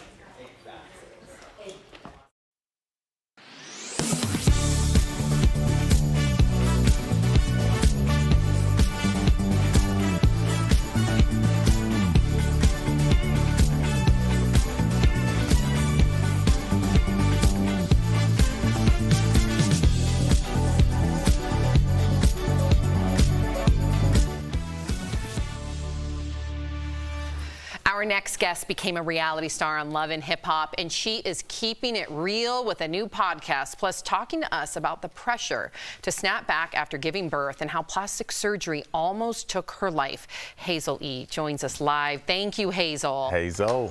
Hi. Hey. Hey, Hazel. So before your mommy makeover nightmare, you had some positive experiences with plastic surgery, and you've been pretty transparent about it. So what did you have done initially, and what made you want it? Initially, I have had positive experiences in the past with my nose revision after breaking it. So after I had my daughter, Ava Dior, I decided to go for a traditional mommy makeover, which is like a tummy tuck, breast augmentation, and liposuction. And God, it just went deadly from there. Wow. Which brings me to my next question, Hazel. I got a couple of them. Why travel overseas to have plastic surgery in the middle of a pandemic, mind you? You were also newly married, and you were just talking about you had a newborn. A lot going on. Yeah, it was about 9 months after. Honestly, it was an offer for being an influencer on social media. I had another celebrity friend that had said she went and had a positive experience. And they were just like, we want to come do you a mommy makeover, show off your amazing results. We're here in Istanbul. I've traveled to Istanbul before. I've spent a lot of time in Dubai, so I wasn't nervous about going abroad for plastic surgery just because I've been going over there for years. So I did it. It was a pandemic. And I thought, like, at the place I was going to, they said, oh, we have recovery homes. We have nannies to help with your baby. The offer just seemed too good to be true. And clearly it was. So you were kind of persuaded into doing that as opposed to doing it yourself because it was for? Oh, absolutely. Oh, okay. Yeah. Absolutely. Absolutely. Yeah, absolutely. When you get those kind of offers, like, you know, you pay thousands of dollars for these procedures. I wasn't even thinking about a mommy makeover because my daughter was only 9 months at the time. But they were like, no, it's fine. We can do it now. You're 9 months postpartum. We can take the selling point was we can take more fat than they can in America because we don't have the same HIPAA guidelines, which now currently that might not be such a good thing, right? Yeah. And so at that point, I'm like, oh, I can get more done at one time versus in America, have all this luxury care. I'm in. Like, literally, I was like, I'm in. That makes me angry. Just knowing that you're a new mom and you have a responsibility as a mom, and then they dangle this carrot in front of you. New and moms are targeted. It can sacrifice her life. Absolutely. Really? I'm so sorry. I'm so sorry. But we appreciate your transparency, and I'm going to be transparent right now. I love the chair you're sitting in. That's amazing. It's really a great background. I love that chair. But you know, thank you. I do appreciate your transparency. So please walk us and our audience through like exactly what went wrong with your mommy makeover. Like talk to us about the complications, if you would. Okay, so the misconception right now is that there was one mommy makeover. No, I went to Turkey, had the first mommy makeover. I was supposed to be there for 10 days, which turned into 30. Oh my goodness. In those first 10 days, my breasts got infected. So I go into the mommy makeover. The first thing that goes wrong is my breasts get infected. So they had to then remove the breast implants that I didn't even want and make boobs out of what the tissue I had left. So that was the first disappointment. I then ended up with 2 blood transfusions. And then I had to go under a third surgery because the tummy tuck got infected. So they had to cut the tummy, they reopened the tummy tuck and remove the fat necrosis in that. Cut to, that was in April of 2021. In October of 2021, I got another one of these offers in Miami saying, let us fix the tummy tuck that they messed up for you in Turkey. And I'm like, what? You guys can fix it? You guys can fix me? Fix all this stuff? Because now I'm in America now. Like now we were equating to everything happening that went bad because I was overseas. So I then take this offer. They even paid me for this second procedure in Miami at 305 Plastic Surgery. And I ended up getting sepsis. I was in the hospital for 30 days. I just two cysts that were under the tummy tuck have eaten holes in my stomach. And I'm in wound therapy and all kind of stuff now because of this tummy tuck and the tummy tuck revision that I did last year. Hazel, this is criminal. I listen, and it again, seems predatory. It's predatory. It's criminal. She was coerced, like, honestly, and I can't imagine. You must be still dealing with these issues, not to mention the PTSD from your bad plastic surgery. How are you feeling now? I have to shout out to Dr. Ish, my doctor, psychiatrist on marriage boot camp, because I was suffering a lot of PTSD. I wasn't sleeping. I was having these recurring nightmares. Like, you get blood transfusions in another country, it is traumatic beyond experience. Like, and you can't hold your baby, and all this separation from me and my new child, it's just scarred me in so many ways.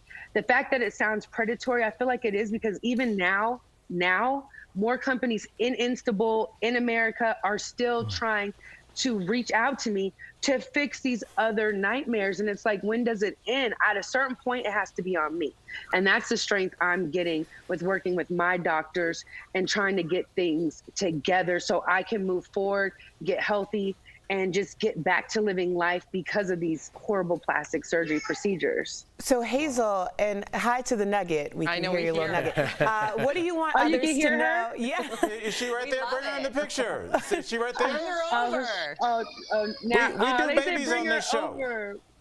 Oh, man. Before we let you go, because we only have a little bit of time left, so what do you want others to know before going under the knife, and are you against plastic surgery now?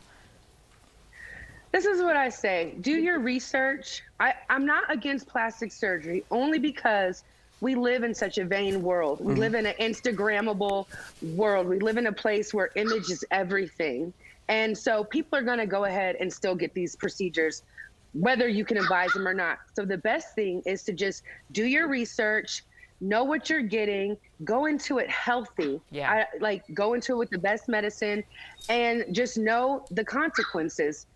Everything might look great and pretty a year later after it's done, but trust me, it can be some hell getting there, and you just have to be prepared for it. It's important to hear. Honestly. Yes, it is. Thank you so much, Hazel, for joining us. Stop. I know.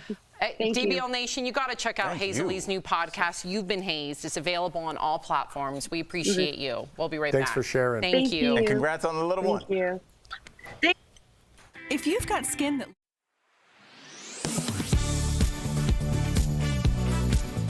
Take posts like this, saying social media companies, quote, have their hands dirtied in blood. Another user asked, quote, how is it a question whether social media companies have a role to play in minimizing hate and extremism? So let's verify, what are the policies on hate speech for some of the biggest social media platforms? Our sources are a duo of experts on extremism and radicalization. We also read through the hate speech policies of 6 major platforms. Let's start with Twitch. The Buffalo shooter used this platform to live stream the horrific attack. On their website, Twitch writes that the company, quote, prioritizes minimizing harm to our users over our users' freedom of expression, writing that they prohibit behavior, quote, motivated by hatred, prejudice, or intolerance. That could be a post calling for violence, a hateful image like a swastika, or a post which dehumanizes or makes another community out to be inferior. We read through the guidelines for other well-known platforms like Facebook, Twitter, YouTube, and Reddit, and found similar policies. We have seen that they are struggling over the last few years to deal with it just because of the sheer amount of hate that's on there. But in general, they do try and address these problems. But our experts say there's far less moderation on many less mainstream platforms which are out there. 4chan, the Chans, and other types of unregulated chat programs like Telegram or Gab. These sorts of things, although they aren't, evil in and of themselves, a lot of people use them for completely benign purposes. The fact that they are, in some cases, encrypted, in some cases, completely unmoderated, it can make it the Wild West for individuals who want to find this kind of material on those spaces. Our experts say that all this matters because content online can quickly turn into action offline. A lone actor will often take up an ideology and then act on behalf of that ideology without even engaging with any other individuals in the group offline.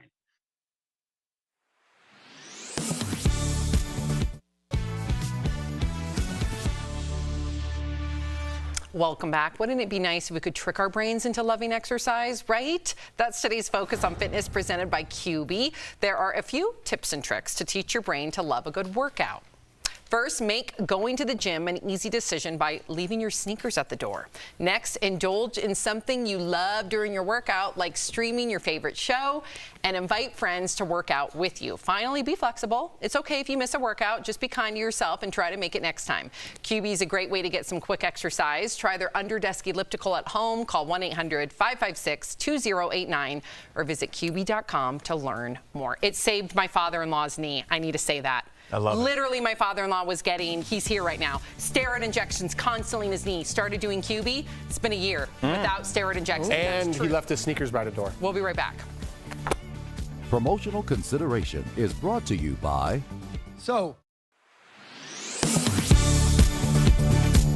We've heard the campaigns to save the bees, and that's because they're the backbone of our ecosystem. Bees and other insects like butterflies help pollinate and keep our plants alive and blooming every single year. So what can we do to support local pollinators? We brought in the experts to verify. Natasha Garcia Anderson, wildlife biologist with the DC Department of Energy and Environment, and Keith Tigner, Virginia's state apiarist or bee expert. They say it's about going back to basics. Plant native. When you pick out trees or flowers or bushes, planting things native to your area will make you a bee's best friend. If you're this big, a plot, like a tiny yard, could be your whole world. And if it's full of just grass that does nothing for you, it's not going to help you. If there's stuff for you to forage on, if there's place for you to live in. We always say native plants for native pollinators. Now, we typically think of honeybees right away, but Keith says tons of little guys benefit from native plants. We have several hundred bee species in the mid-Atlantic area. Having pollinating sources, pollen-producing plants, that helps all of our pollinators, and not just our bees, but the butterflies and other insects that take advantage of that food source. And if you need any more convincing, Natasha says it's just easier to care for native plants. They kind of take care of themselves. Like, you don't need to invest in a whole bunch of pesticides to keep them looking great, because this is where they're from and this is what they're used to. You can find something beautiful and local and native, and I can attest this one came from my balcony, and it is easier to take care of. We have a list of native plants wherever you are in the DMV on our website, WUSA9.com, and when in doubt, just ask someone who works at your local nursery for some help and take a look at the label. They're often labeled as being native to your area. With your Verify, I'm Abby Larico. New Profile Pics founder Richter Sazin was born in Russia, and the company has some offices in Russia. A spokesperson for Line Rock Investment Ltd, which developed New Profile Pic, confirmed in an email to Verify that the company currently has offices in Russia, Ukraine, and Belarus. We can also verify that the newprofilepic.com domain was originally registered in Russia. Using Whois, a public domain database that houses information collected when someone registers for a domain name, Verify was able to track the change to May 11th. On the left is a screenshot of the website's archival data from around 8 a.m. that day. It shows the domain was registered to a Moscow-based address. But when we checked again around 8:30 p.m., the registered address for newprofilepic.com was changed to Florida, which you can see on the right. A spokesperson for the app confirmed that the change was made in response to viral claims about the app's ties to Russia. And finally, we can verify that New Profile Pic's data privacy policy isn't particularly unique. According to the company's privacy policy, the app collects, quote, your name, email address, username, social network information, and other information you provide when you register, set up an account, contact us by email, or use our services, unquote. We compared their privacy policy to Pixar, TikTok, and Facebook, and they're all pretty similar. Jake Moore, a cybersecurity advisor with European cybersecurity company ESET, told Verify via email that people should be mindful of what permissions they give to new applications. With your Verify, I'm Ariante Till.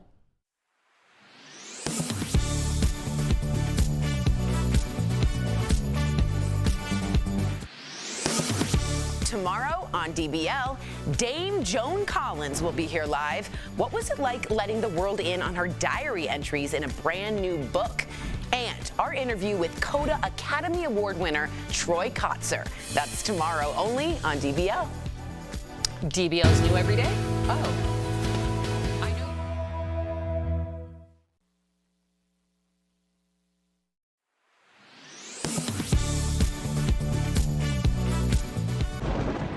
Where hope finds help. Where courage meets conviction. Where makers make fans. We are Tegna, A family of local and national media brands that bring us together, serving the greater good of our communities. Where national know-how backs local business. Be in good company with Tegna. But then you want to go back 20 years and cancel somebody for what they did? You know what? You're out of order. I woke up and said, today is going to be a good day. Yeah. At some point, you got to decide for yourself if you're going to stand up for what's wrong or what's right. Like, are we living in Bizarro world? Sorry, I ran out of steam there. I have to just push back on that. I think it's an okay conversation to have. That's what really rubbed me and a lot of people the wrong way. I love this story.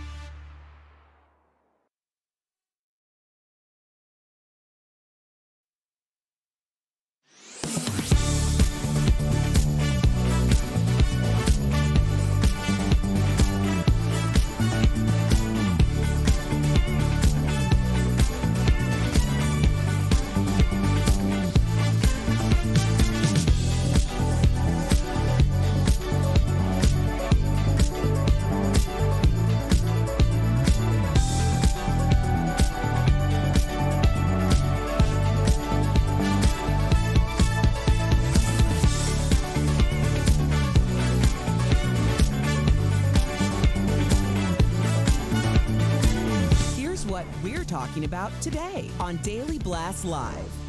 Amber Heard's latest testimony gets mocked online. Will this make abuse victims think twice about coming forward? Sports Illustrated unveils this year's iconic swimsuit issue. From a history-making plus-size model to Elon Musk's 74-year-old mom. Actor Ron Perlman will be here live. And reality star Hazel E reveals her mommy makeover nightmare. Oh my gosh. Are you insane? This is a sham. No. Y'all, just stop. Finally here. Drum roll. Welcome to DBL. Erica looking like a ray of sunshine. I need that today. Bring on the sunshine, yes. It felt like one of those days. That's right. And skip over the fellas. And I know what you're talking about. Skip over the fellas? You skipped over us, like literally. Right past Are you in bright yellow? No, you're not. I should have. Are you in Algene? No. Today's Denim Tuesday. All right. I like that up. Yeah. All right, we got to talk about this. I know our viewers have a lot to say. So do we. Amber Heard is back on the stand today. She's facing cross-examination by Johnny Depp's legal team. Now, yesterday, Amber addressed the infamous excrement incident from February 2016, where Johnny claimed she left something very gross in their bed. Amber said it was Johnny's dog. Take a look. She had eaten Johnny's weed when she was a puppy and had bowel control issues for her entire life, among some other issues. Boo, having the issues she had, we have to leave her in bed so that she wouldn't be encouraged to go to the bathroom, which would happen almost immediately once you put her down on the floor. And sometimes it happened in bed too. So Johnny's lawyer also showed the jury a clip from Amber's appearance on the James Corden show in 2015. So a day after she claims Johnny headbutted her and tried to suffocate her with a pillow. Amber claimed she had 2 black eyes and what she thought was a broken nose, and that her makeup team had to work around the clock in order to conceal her wounds. I would love to hear from the makeup team, Erica, to corroborate her story. What are you thinking, though, about everything that you just saw? Well, first of all, we heard from our makeup team, so Jure for the Slay, said that he could absolutely, with enough time and money, I think was the thing, actually cover up markings on a face that way. So our professional says that it's totally possible. What about swelling, though? You can't conceal swelling very much if you have a broken nose. I don't know. I was just regurgitating what Jure for the Slay said. Listen, Jure knows how to do makeup. So exactly. if they're as good as Jure, then yes. But then where are they? Right.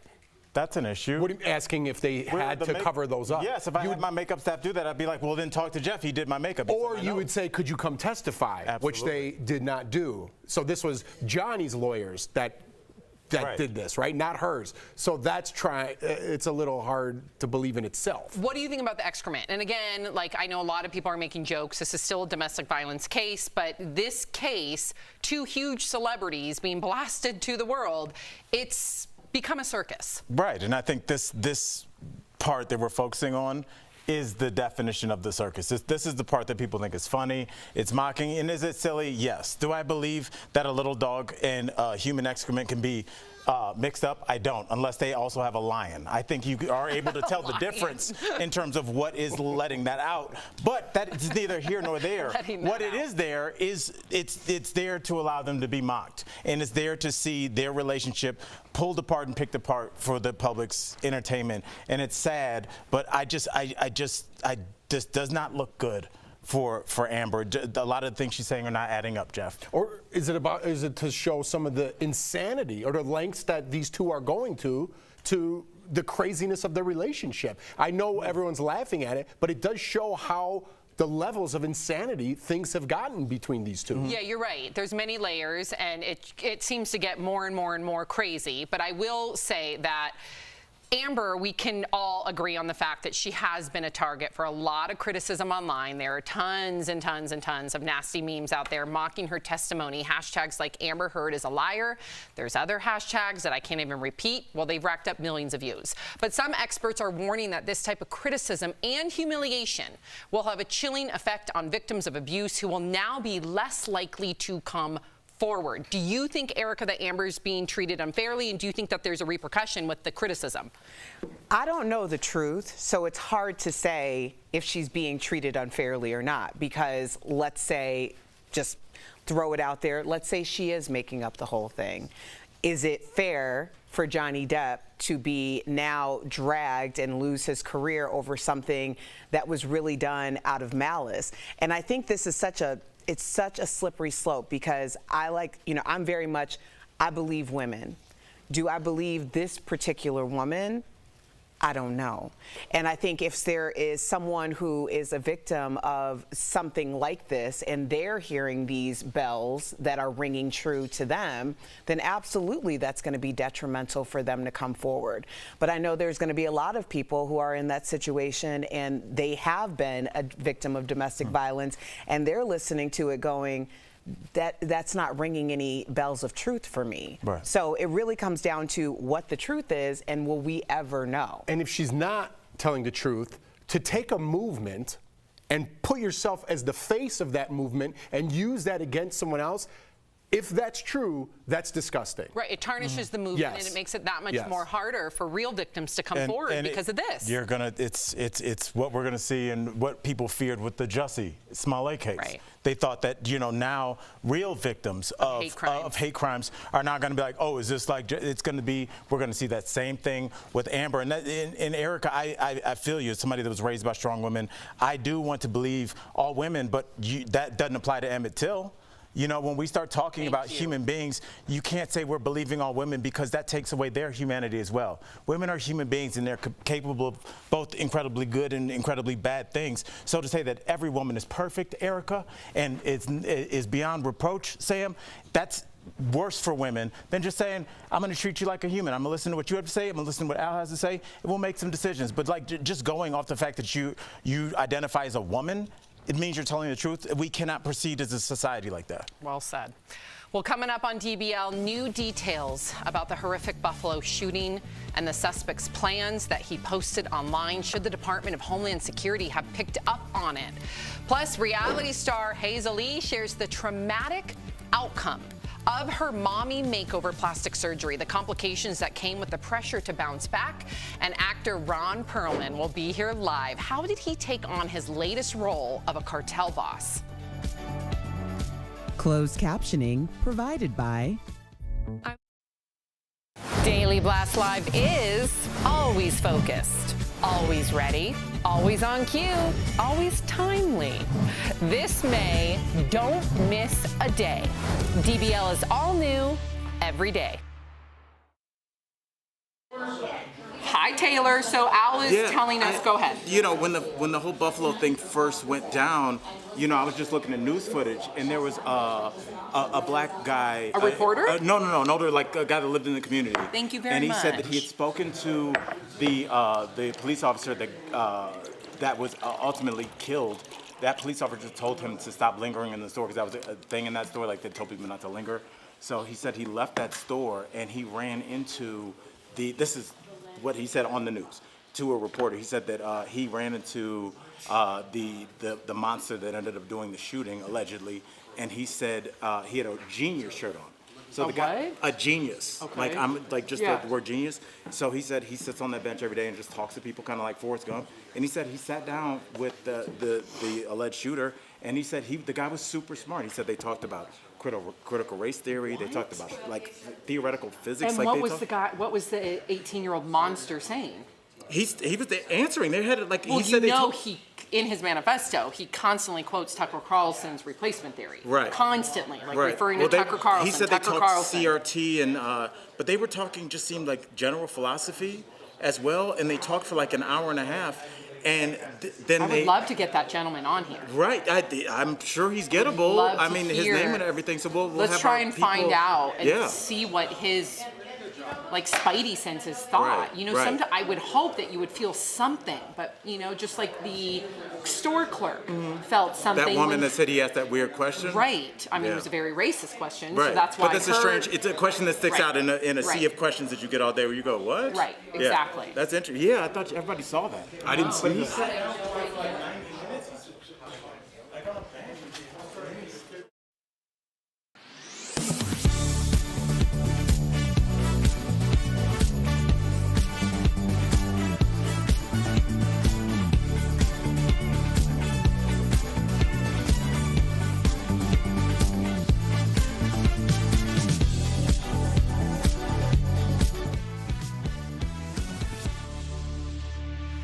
Welcome back. So there are some chilling new details about the horrific mass shooting in Buffalo. The suspect had allegedly posted details of his plans online. For the past 5 months, he decided to target the Tops grocery store in February based on the area's population of Black residents. In March, he visited the store to check out its security and map out the aisles. He also scouted 2 other locations to continue his attack. Now, a lot of people are asking, shouldn't someone like the Department of Homeland Security have picked up on all of this? Well, the head of DHS was on CNN and said it was virtually impossible to monitor all the hate and extremism online. Wow. Erica, why do you think this went on unnoticed? Do you feel like this also was an excuse coming from the head of the Homeland Security? Well, I mean, that's not exactly a warm and fuzzy feeling to think that it's just impossible, so what are we going to do about it? Nothing. Somebody knew something. Someone knew something. Someone always knows something, and they just refused to say it for whatever reason. Maybe it was a proximity thing with the family. Maybe it was a friend, community thing.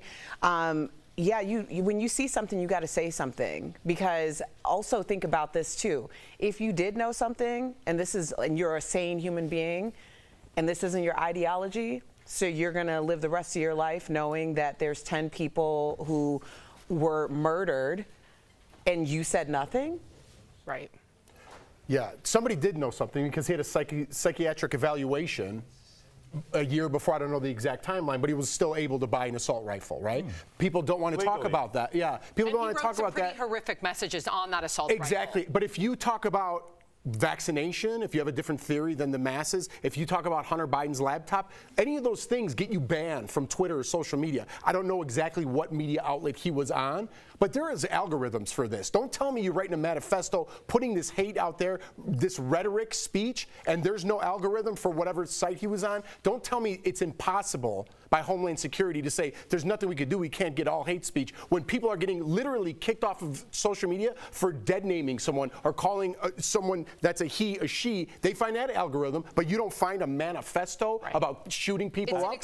I mean, Jeff, as you were talking, I was thinking about over Halloween, my youngest son did this crazy dance in front of me, and he had his shirt off. It was super cute. He was 7 at the time, and I posted on TikTok I don't post on TikTok anyway. I did, and they took it down immediately. Wow. You know, so it's like they take down child porn. I've seen, thank God. As they should. Yeah, Right. thank God. Right. But I've seen Vice episodes about people that work for social media sites that take down pictures that are constantly going up of dead bodies and aborted fetuses. Like, people post this stuff, and there are people that literally, and those people are mentally messed up from doing that. That's why I was watching the episode. So there is a way to catch all of this. There's definitely a way. Let's be real. Let's just boil it down to, there's a lot of different women online that might post something quote unquote scandalous. Maybe they show a little bit of side boob. God forbid they show nipple. That is taken away immediately. So you're telling me, to all y'all's point, you're telling me that you can't figure out a way to take down hate speech? You can't figure out a way to take down things that are grooming other people, especially young individuals that are impressionable?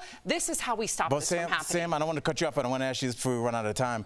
We are a capitalistic society, and hate speech drives internet traffic. So take your feelings away. No, and that answers the question as to why this is not taken down. You're right. Because it's a ton of money, and anybody that talks this way gets super famous and makes millions of dollars. But there was a ton of money with tobacco and a lot of other things too, and we got legislation to try to prevent that from happening to our youth. So why can't we do this with social media? I don't care. At the end of the day, people need to step up. They need to take it to their Congress, and we need to have legislation to have rules. Who's going to pass that legislation, Sam? Against their own people. Yeah. Because don't get it twisted. Well, then it comes from the inside. You're right, but this is going to continue to happen then, and we should just accept it. Well, and that's what I think we have accepted. No, I have not accepted That's As a exactly society? what we've been talking about for weeks. All of this. I mean, honestly, you think Roe versus Wade isn't tied into this as well? Yeah. The idea of, like, if black people were the ones, everybody keeps saying, oh, black people kill more black people in abortion than ever many black people were killed this weekend. Really? You think that the abortion issue is about black and brown people, that they want more of us? That's funny. That's hilarious. There you go. We'll be right back.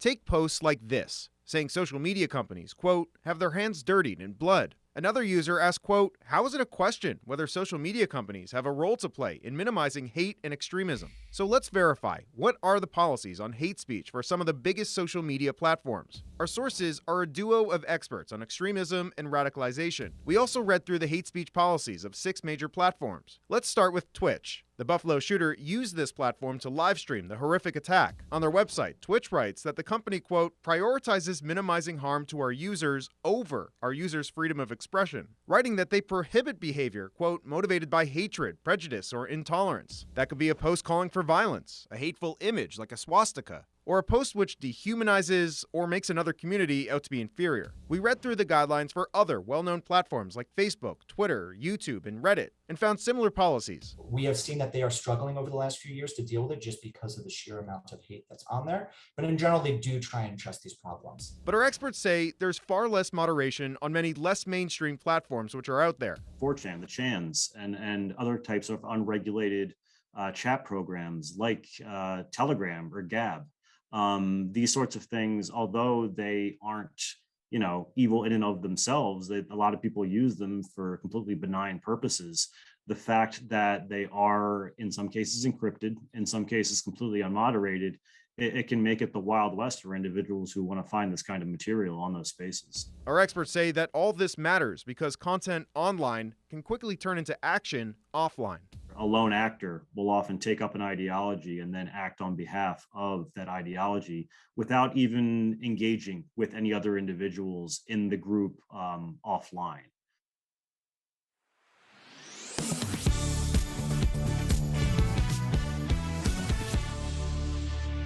He's the noble man beast, leads a motorcycle club, and is now a cartel boss. Ron Perlman. Yes. Welcome to DBL. All things to all people. That's you, Erica. Oh, yeah, sorry. Sorry, Ron. So we have to start with a big congratulations because you are officially a grandparent. What's it like being a grandpa? Man, you guys really do your homework, don't you? We dig deep. I had forgotten I was a grandpa. I better check in with the kids. Thanks for the reminder. It is. I never thought that I needed grandkids until my son told me that he and my daughter-in-law were about to have one, and so I suddenly got incredibly excited. And since he's now come into the world and become a reality that you can look at and hold and touch and imagine years and years and years of me corrupting him. Which is my plan. It's been quite trippy and quite wonderful. Yeah. I love it. I love it too, Ron. Congratulations. But let's get to your career a little bit now, because you're not afraid of doing your own stunts. I want to know, Ron, what's the worst injury that you ever had doing one of these stunts? Oh, I don't know where you read that, but that's a little bit of an overstatement. But things happen, you know. You get caught up in the heat of the moment, and you do stuff that you probably shouldn't. There was one scene in Hellboy. I can't remember whether it was Hellboy 1 or 2, where I'm jumping onto a train. You pulled up the clip. How did you know? We're fast. Ron, we're on top of our game over here. Yeah, nanoseconds over here. What is that called? Artificial intelligence? You just were inside my brain. Yeah. Anyway, that moment where I'm jumping onto a train, and usually in movies you jump onto a train that's either going past you sideways or you're catching up with it and jumping onto the back of it. I, being Hellboy, with limited skill set, jumped onto a train as it was coming toward me. And as careful as we could be, like having the train come really slowly and then speeding it up in post, you still was a train coming toward me, and I'm jumping onto it. And I hit my rib cage and cracked a couple of ribs. And you could see tears just coming down my eyes. There was nothing emotional happening. It was all purely what a completely rookie move that was. I was going to say, too bad you couldn't use those tears for an emotional scene, but apparently you couldn't. Right, they never come when you want them. It's like a cop. Well, I'll tell you this, man. You're a new grandfather, so I'm sure your ribs hurt. But there's nothing like the moment where you step on a Lego at 2 in the morning with your bare feet. So get ready for that, Grandpa. That's coming. No, I'll have the kid back to his parents by 2 in the morning. So, there you go. A flashlight in my hand for any leftovers. But thank you for the warning. I got your back, brother. That's what I'm here for. Now, I want to talk about your new role, because you play a ruthless cartel boss in the new film, There Are No Saints. Now, how did you prepare for this role? Like, did you research any cartels, and were they cool with that? Yeah, watch out. I just called all my dealers, that, what would you do in a situation like this? And, I got a lot of feedback. No, I mean, you just, I don't know. It's kind of like alchemy when you are offered something that you don't really have a frame of reference for real, but you've heard enough news about it and you've watched the impact that they've had on society, and you just kind of pull all that in and then mix and match that with your own sort of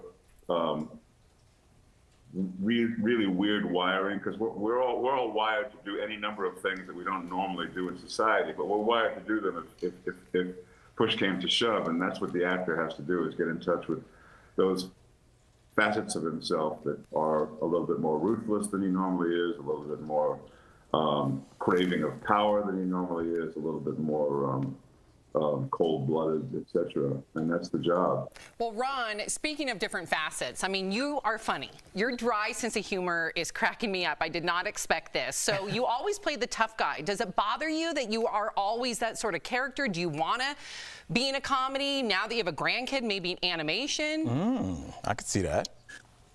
I do a tremendous amount of animation. I do a lot of Saturday morning cartoons, have done since the early 90s.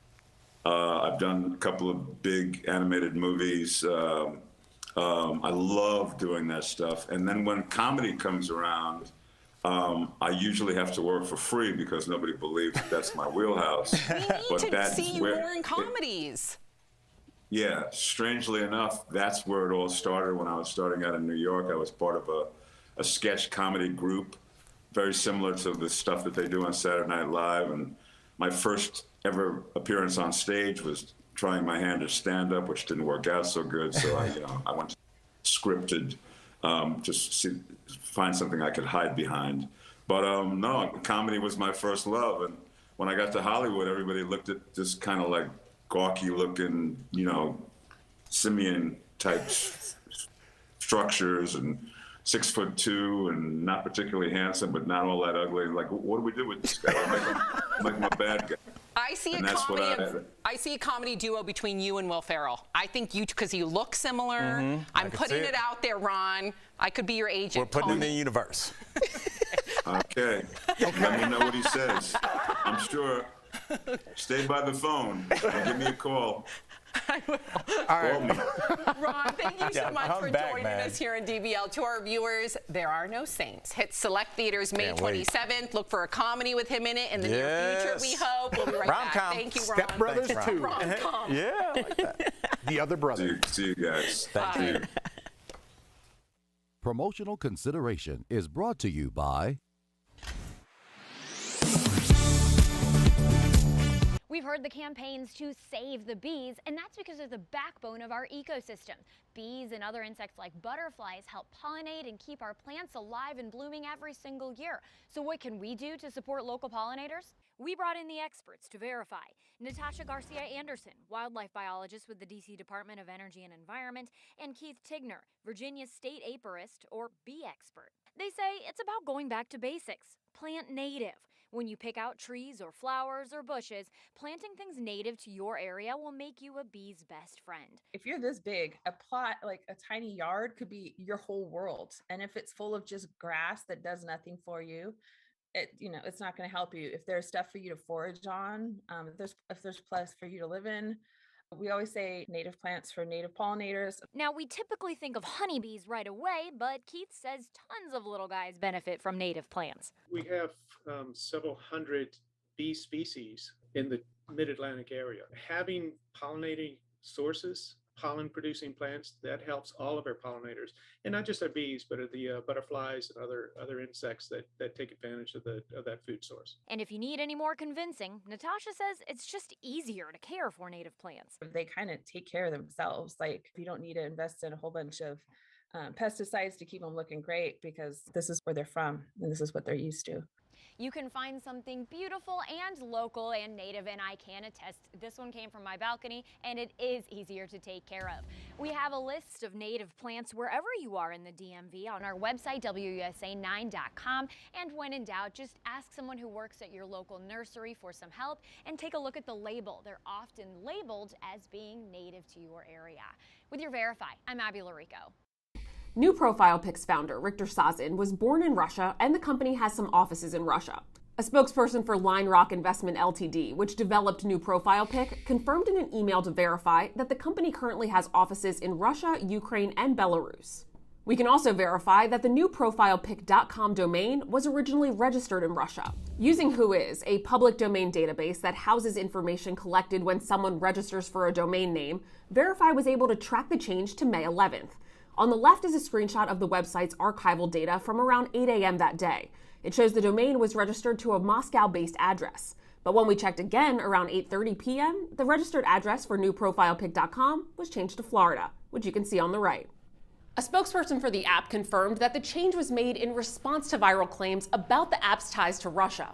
And finally, we can verify that New Profile Pic's data privacy policy isn't particularly unique. According to the company's privacy policy, the app collects, quote, your name, email address, username, social network information, and other information you provide when you register, set up an account, contact us by email, or use our services, unquote. We compared their privacy policy to Pixar, TikTok, and Facebook, and they're all pretty similar. Jake Moore, a cybersecurity advisor with European cybersecurity company ESET, told Verify via email that people should be mindful of what permissions they give to new applications. With your Verify, I'm Ariane Till.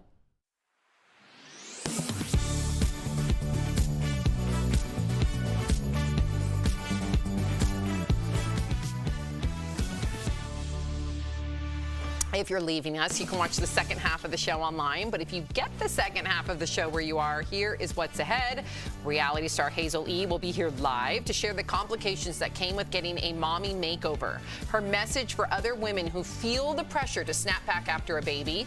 And Elon Musk's mom gets a spot in the Sports Illustrated swimsuit issue. Why this year's cover models are a bit more unconventional than you've seen in the past.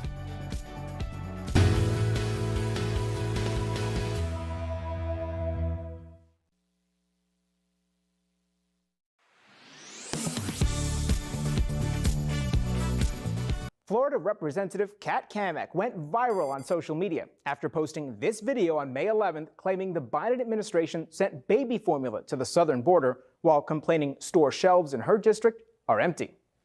They're receiving pallets and more pallets of baby formula. Texas Governor Greg Abbott issued a statement the next day criticizing the formula shipments.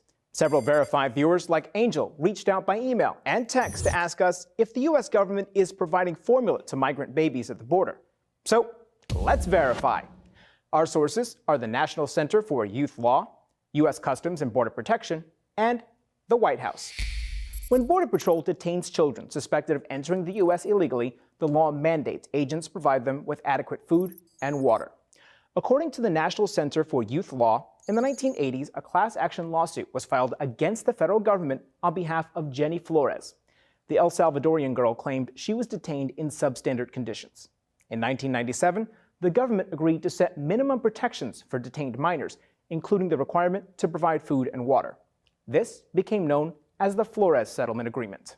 It requires adequate food and elsewhere specifies age appropriateness, hence formula for kids under the age of 1.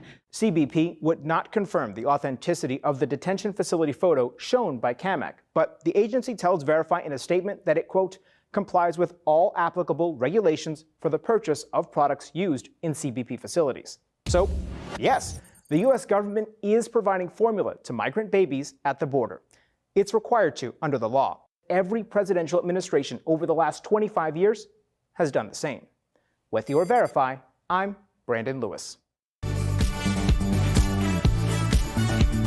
This is Daily Blast Live. We're talking about what you're talking about. Oh my gosh. Are you insane? This is a sham. No. Y'all, just It's stop. finally here. Drum roll. Thank you. Welcome to DBL. So a lot of people are talking about the new Sports Illustrated swimsuit covers. The magazine put out 4 different covers. Yes, that quote celebrated a range of backgrounds and body types. Singer Ciara, there she is, graced one of the covers in a leopard print bathing suit. Elon Musk's mom, May, became the oldest cover model at age 74. Plus-size model Yumi Nu is also featured. But it's Kim Kardashian's cover, of course, that's creating all the controversy. Some people thought that the reality star was not a good choice since she uses photo filters and promotes an unrealistic body image. Erica, what do you think of the choices? And Kim? I mean, they all look amazing. I mean, it's diversity of beauty. That's what there's. I mean, first of all, Ciara killed it. Okay, I'm just gonna be real honest. Yeah. They all killed it, but Ciara's my favorite. Same. I don't. You know, I think they're kind of counting on there being some degree of controversy because we're also seeing this in a very digital way as opposed to like running out to the newsstands to purchase the magazine. So I think there's a little something there for everybody. What do the boys think? It's great. What are you supposed to say? It's great. You know, like for real, today's day and age, and you can't say anything. Yes, you say it's great. No, you can't. You say that's great. Jeff, That's great. Jeff, I'll say this. I think it's strange that people are going after Kim Kardashian because they're saying that she uses filters and she's had enhancements when I thought that we were just talking about beauty overall and feeling good inside. So if somebody says, hey, I feel better with my natural hair, natural beauty, no filters, great. But if I want to have natural hair, natural features, but I want to have filters, that's bad. So what, now we can't do filters, we can't do fillers. Can we do Botox? Can you not admit to having work done?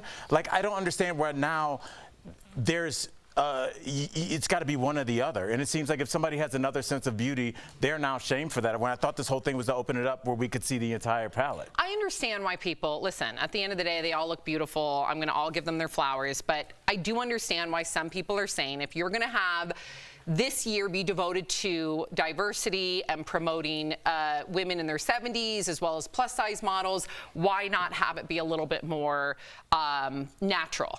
And so I do understand why people are saying that's an unrealistic body image when we know 99% of the public can't attain Kim Kardashian's body without the right resources. Well, what about the cover of Muscle and Fitness? I do understand the pushback is what I'm saying. Muscle and Fitness takes a lot of work and a lot of work ethic. I'm not saying Kim Kardashian's body body doesn't take work or work ethic. I'm sure she's at the gym every day. But I can say, and Erica can speak to this better than me, but I know that fitness models and people that are bodybuilders are in the gym 24/7. Like, that's their life. Right. And I don't think that's so. Then is it unethical to present them on a cover of a magazine because? No, they're athletes. Not at all, in my opinion. Those are athletes. Elon Musk's mom's an athlete? No, I was speaking of. Oh, you're talking about the. Okay. And it's not me. I'm just trying to present I get why it. people Yeah, are absolutely. upset. Yeah, that's good. I was just trying to have a conversation. Elon Musk's mom used to be a model as well. She still is, She but looks yes, amazing. she used to be a model. I just kind of I wondered like what's unattainable and what's not, you know, and what's okay to show. I think there's a difference between being attainable by going to the gym and being an athlete and going to the plastic surgery table. Well, this has been a long. What Sam is speaking to has been this long debate especially with fitness people who have devoted their lives to fitness and health and all of this. Which you did. So tell the people, please. Well, for like a fraction of my life. No, yes, Erica, I did for like a few years.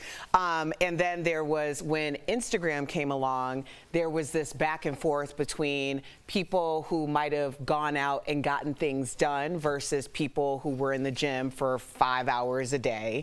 And also the amount of information that was being given by these two very different groups. So it's been a long, drawn out thing, and I think that's what Sam is kind of speaking. Yeah. Mm-hmm. One involves discipline. But the fact that the filters are there lets you know that the people demanded it. People want that kind of beauty as well. They wouldn't be on there. I guess I don't find filtered beauty. But And I'm not speaking to Kim Kardashian. I'm not. I think she's very beautiful.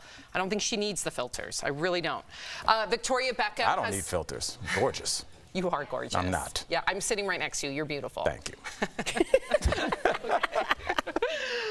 Victoria Beckham has something to say about body types. According to her, being skinny is so last season. She told Gracia magazine that wanting to be really thin is an old-fashioned attitude because modern women want a more curvy figure.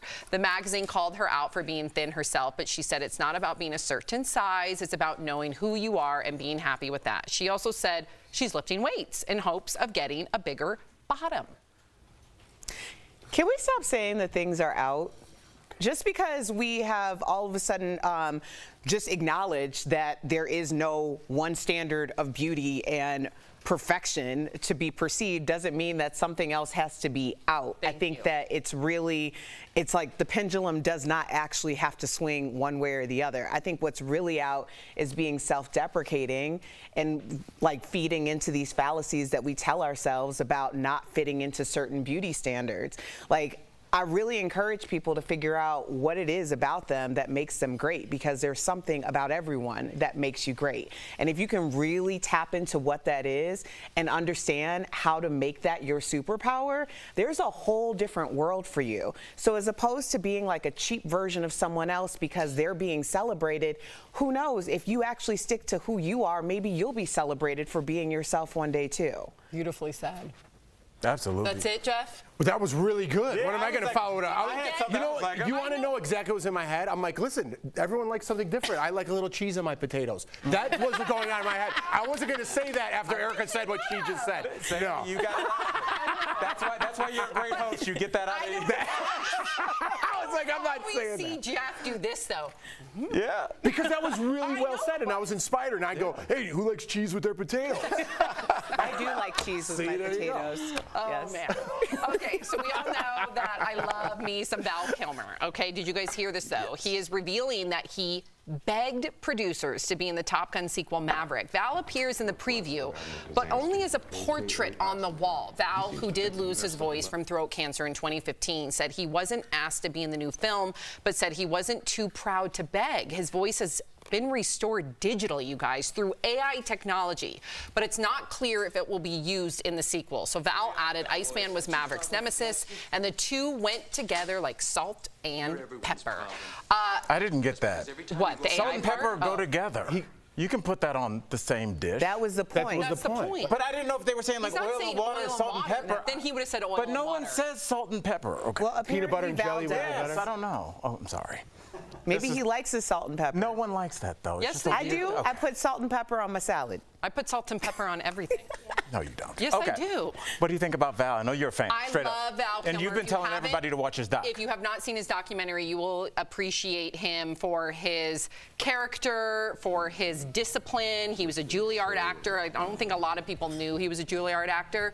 And he really gave his all to the industry, and it's really sad to see him lose his gift, his voice. But apparently this AI technology, I think we have some sound from it, right?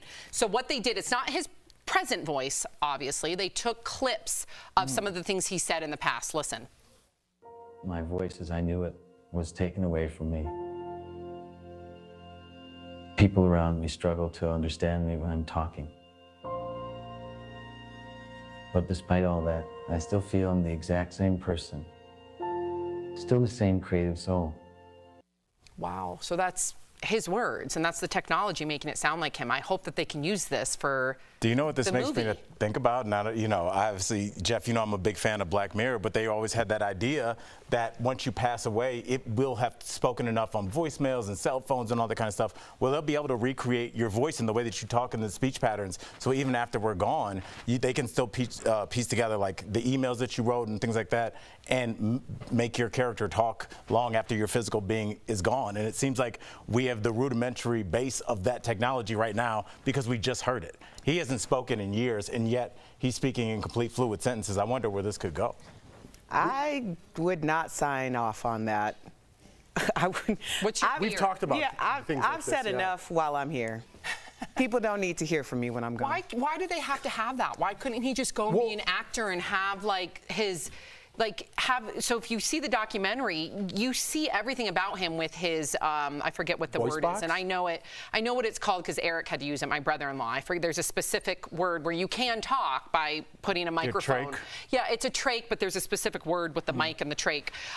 Why couldn't they just think outside of the box and welcome his quote-unquote disability, and he can act with if you I've watched the documentary and I loved it. He's really hard to understand, right? So for this movie, and again, why would you want to portray that? He's Iceman, he's a strong character. I don't know what they're going to do in the movie. This is just me hoping that they portray him in a strong manner. He gets in there, talks to Mav, gives him one line, and gets out. And that would be, I think, what Val wanted. He wants to be in this movie. I think he wants to be portrayed as his old self, I'll Iceman. be disappointed if he's not in this movie to the extent that he deserves. Yes, I agree. Yeah, and at the end, let's just not focus on the end of his career. What a life he's led. He's had so many roles that I love that we even talked about. I want to see more from his career. What a career. So shout out to him. He's still working. Hope there's more. Coming up on DBL, reality star Hazel E will be here live to talk about the pressure of bouncing back after having a baby. Why getting a mommy makeover turned into a nightmare for her? That's coming up next. Closed captioning provided by Tomorrow on DBL, Dame Joan Collins will be here live, and our interview with CODA Academy Award winner Troy Kotzer. That's tomorrow only on DBL. All right. Taylor is holding the camera. It's interesting because I invoked your name earlier today, Taylor. I was talking to my girl about she has a really cool shirt. Your mom lives in St. Thomas? I don't want to, I'll just leave it at that. But like, she had the dopest shirt. It was like almost like a hand-painted shirt of like a local on a almost like a button-down shirt. I thought it was so cool. Yeah, buddy. I'm just talking about Taylor. She has such a cool style. Yeah, just say that. Taylor, you have a great Well, I'm saying style. I brought up a specific thing today. And a new mom. Okay. Yep, and so, well, that's cool. I'm just Apparently, giving it's Al going a to hard anger time. Sam again. No, I'm giving Al a hard time. Al and I tease each other left and right. You should see our text messages. Oh, yes. Q3. We got Hazel E coming up. Hazel E has a lot to say. First of all, you know her from Love and Hip Hop, but she has a lot to say. She's keeping it real on her new podcast about the pressure to bounce back after having a baby and how plastic surgery nearly took her life. I'm glad that she's being transparent about it. I don't think a lot of people realize, Kanye West's mom died under the knife for plastic surgery, right? Joan Rivers? So Joan Rivers, but hers wasn't plastic hers surgery. Hers was polyps, I think, in her throat. So I just want people to, even if your surgery is elective, I think people need to... Kanye West's mom? Did you say that? Yep. Oh, I'm sorry. Kanye West's mom, yep. I think people need to understand that elective surgery is still surgery. I think a lot of people forget that part. Anytime. Yeah, I mean, it's something to consider because, my youngest is on the spectrum, so when he had to get some dental work done, we didn't want to traumatize him, so it's like, should we put him under? We had to do that with Sophie. It's horrific right. because the doctor said she's 4 and she's not going to be able to sit there for 2 hours. Right. It's terrifying, but and it's like you need to do that in a hospital. I was told by a doctor because when you're small, if your blood pressure drops or something, it does it twice as fast because you don't have as much. So Horrific. It's very scary. And check out your anesthesiologist. Mm-hmm. I remember asking the anesthesiologist.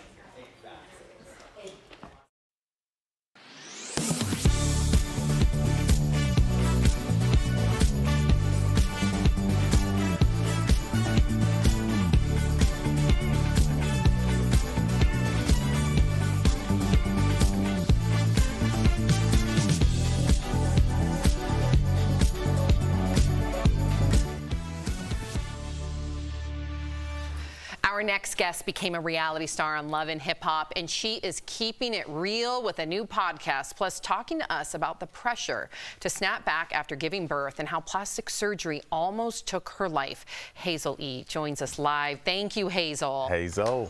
Hi. Hey. Hey, Hazel. So before your mommy makeover nightmare, you had some positive experiences with plastic surgery, and you've been pretty transparent about it. So what did you have done initially, and what made you want it? Initially, I have had positive experiences in the past with my nose revision after breaking it. So after I had my daughter, Ava Dior, I decided to go for a traditional mommy makeover, which is like a tummy tuck, breast augmentation, and liposuction. And God, it just went deadly from there. Wow. Which brings me to my next question, Hazel. I got a couple of them. Why travel overseas to have plastic surgery in the middle of a pandemic, mind you? You were also newly married, and you were just talking about you had a newborn. A lot going on.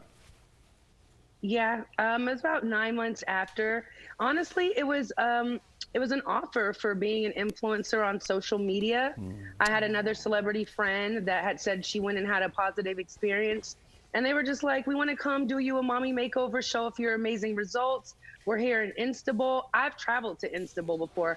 I've spent a lot of time in Dubai, so I wasn't nervous about going abroad for plastic surgery just because I've been going over there for years. So I did it. It was a pandemic. And I thought, like, at the place I was going to, they said, "Oh, we have recovery homes. We have nannies to help with your baby." The offer just seemed too good to be true. And clearly it was. So you were kind of persuaded into doing that as opposed to doing it yourself because it was for? Oh, absolutely. Oh, okay. Yeah. Absolutely. Absolutely. Yeah, absolutely. When you get those kind of offers, like, you know, you pay thousands of dollars for these procedures. I wasn't even thinking about a mommy makeover because my daughter was only 9 months at the time. But they were like, "No, it's fine. We can do it now. You're 9 months postpartum. We can take the selling point was we can take more fat than they can in America because we don't have the same HIPAA guidelines, which now currently that might not be such a good thing, right?" Yeah. And so at that point, I'm like, "Oh, I can get more done at one time versus in America, have all this luxury care. I'm in." Like, literally, I was like, "I'm in." That makes me angry. Just knowing that you're a new mom and you have a responsibility as a mom, and then they dangle this carrot in front of you. New and moms are targeted. It can sacrifice her life. Absolutely. Really? I'm so sorry. I'm so sorry. But we appreciate your transparency, and I'm going to be transparent right now. I love the chair you're sitting in. That's amazing. It's really a great background. I love that chair. But you know, thank you. I do appreciate your transparency. So please walk us and our audience through like exactly what went wrong with your mommy makeover. Like talk to us about the complications, if you would. Okay, so the misconception right now is that there was one mommy makeover. No, I went to Turkey, had the first mommy makeover. I was supposed to be there for 10 days, which turned into 30. Oh my goodness. In those first 10 days, my breasts got infected. So I go into the mommy makeover. The first thing that goes wrong is my breasts get infected. So they had to then remove the breast implants that I didn't even want and make boobs out of what the tissue I had left. So that was the first disappointment. I then ended up with 2 blood transfusions. And then I had to go under a third surgery because the tummy tuck got infected. So they had to cut the tummy, they reopened the tummy tuck and remove the fat necrosis in that. Cut to, That was in April of 2021. In October of 2021, I got another one of these offers in Miami saying, let us fix the tummy tuck that they messed up for you in Turkey. And I'm like, what? You guys can fix it? You guys can fix me? Fix all this stuff? Because now I'm in America now. Like now we were equating to everything happening that went bad because I was overseas. So I then take this offer. They even paid me for this second procedure in Miami at 305 Plastic Surgery. And I ended up getting sepsis. I was in the hospital for 30 days. I just two cysts that were under the tummy tuck have eaten holes in my stomach. And I'm in wound therapy and all kind of stuff now because of this tummy tuck and the tummy tuck revision that I did last year. Hazel, this is criminal. I listen, and it again, seems predatory. It's predatory. It's criminal. She was coerced, like honestly, and I can't imagine. You must be still dealing with these issues, not to mention the PTSD from your bad plastic surgery. How are you feeling now?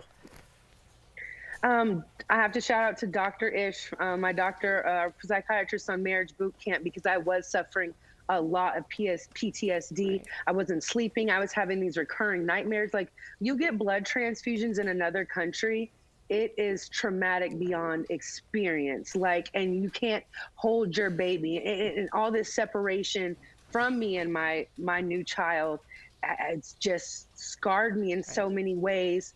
The fact that it sounds predatory, I feel like it is, because even now, more companies in Instable, in America, are still trying to reach out to me to fix these other nightmares. And it's like, when does it end? At a certain point, it has to be on me.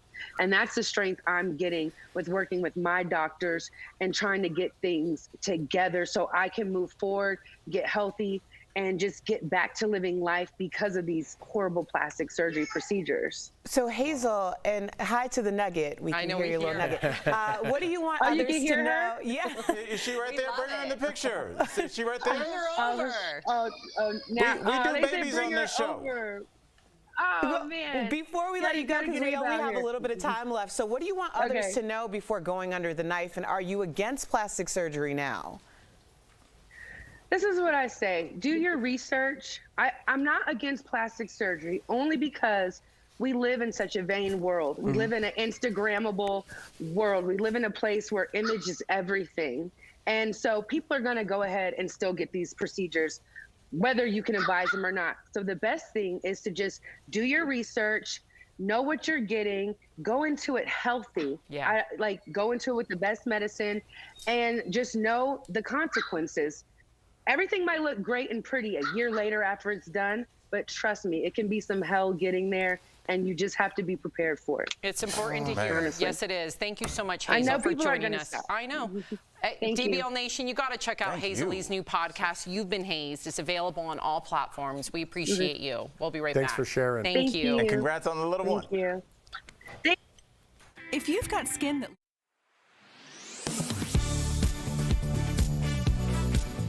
Take posts like this, saying social media companies, quote, have their hands dirtied in blood. Another user asked, quote, how is it a question whether social media companies have a role to play in minimizing hate and extremism? So let's verify, what are the policies on hate speech for some of the biggest social media platforms? Our sources are a duo of experts on extremism and radicalization. We also read through the hate speech policies of 6 major platforms. Let's start with Twitch. The Buffalo shooter used this platform to livestream the horrific attack. On their website, Twitch writes that the company, quote, prioritizes minimizing harm to our users over our users' freedom of expression, writing that they prohibit behavior, quote, motivated by hatred, prejudice, or intolerance. That could be a post calling for violence, a hateful image like a swastika, or a post which dehumanizes or makes another community out to be inferior. We read through the guidelines for other well-known platforms like Facebook, Twitter, YouTube, and Reddit, and found similar policies. We have seen that they are struggling over the last few years to deal with it just because of the sheer amount of hate that's on there. But in general, they do try and address these problems. But our experts say there's far less moderation on many less mainstream platforms which are out there. 4chan, the Chans, and other types of unregulated chat programs like Telegram or Gab. These sorts of things, although they aren't evil in and of themselves. A lot of people use them for completely benign purposes. The fact that they are, in some cases, encrypted, in some cases, completely unmoderated, it can make it the Wild West for individuals who want to find this kind of material on those spaces. Our experts say that all this matters because content online can quickly turn into action offline. A lone actor will often take up an ideology and then act on behalf of that ideology without even engaging with any other individuals in the group offline.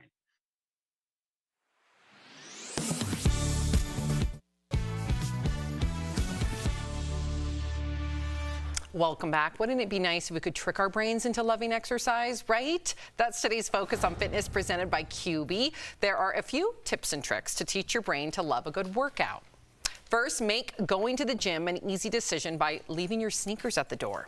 Next, indulge in something you love during your workout, like streaming your favorite show, and invite friends to work out with you. Finally, be flexible. It's okay if you miss a workout. Just be kind to yourself and try to make it next time. QB is a great way to get some quick exercise. Try their under-desk elliptical at home. Call 1-800-556-2089 or visit QB.com to learn more. It saved my father-in-law's knee. I need to say that. I love it. Literally, my father-in-law was getting, he's here right now, steroid injections constantly in his knee. Started doing QB. It's been a year without steroid injections. And he left his sneakers by the door. We'll be right back. Promotional consideration is brought to you by...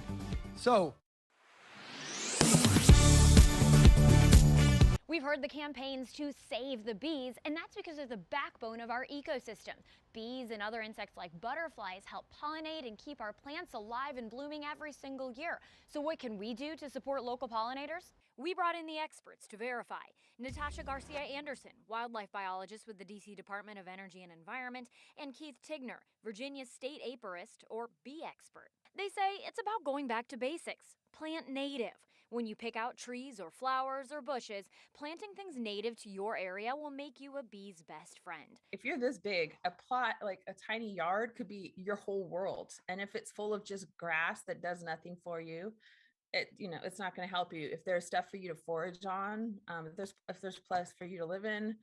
We always say native plants for native pollinators. Now, we typically think of honeybees right away, but Keith says tons of little guys benefit from native plants. We have several hundred bee species in the mid-Atlantic area. Having pollinating sources, pollen-producing plants, that helps all of our pollinators, and not just our bees, but the butterflies and other insects that take advantage of that food source. And if you need any more convincing, Natasha says it's just easier to care for native plants. They kind of take care of themselves. Like, you don't need to invest in a whole bunch of pesticides to keep them looking great, because this is where they're from and this is what they're used to.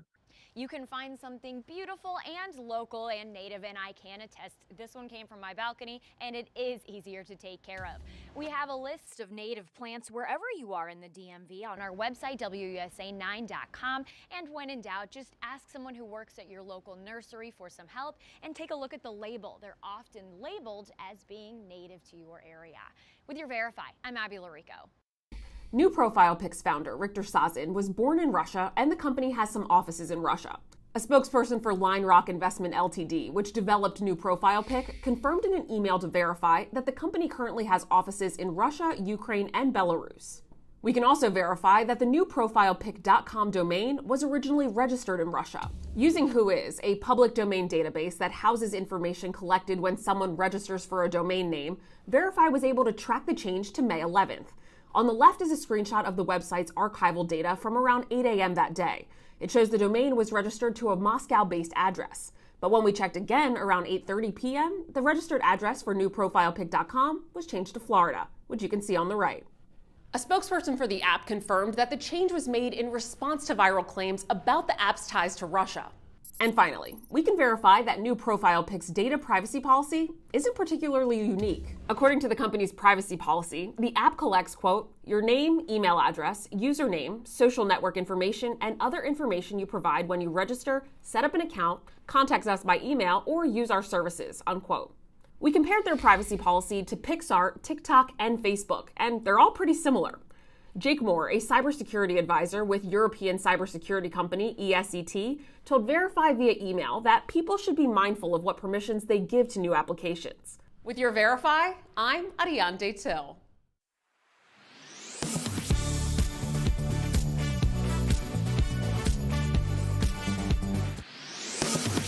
Tomorrow on DBL, Dame Joan Collins will be here live. What was it like letting the world in on her diary entries in a brand new book?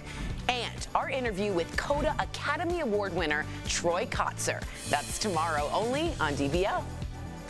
DBL's new every day? Oh.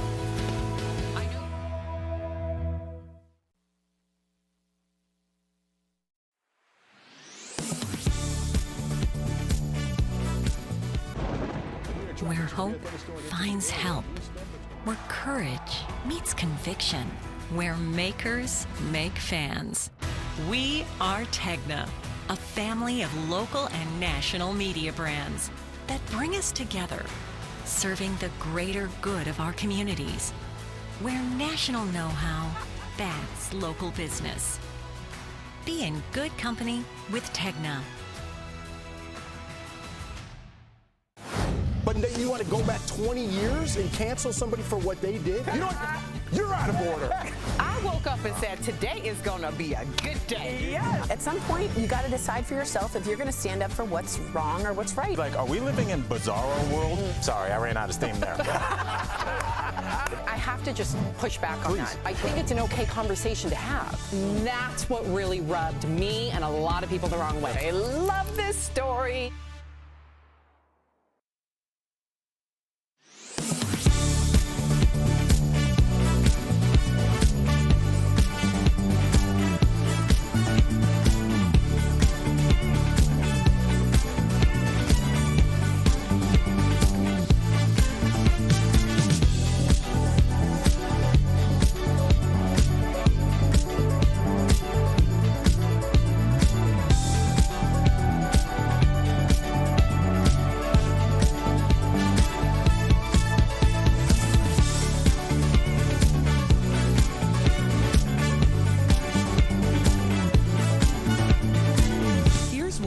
Talking about today on Daily Blast Live.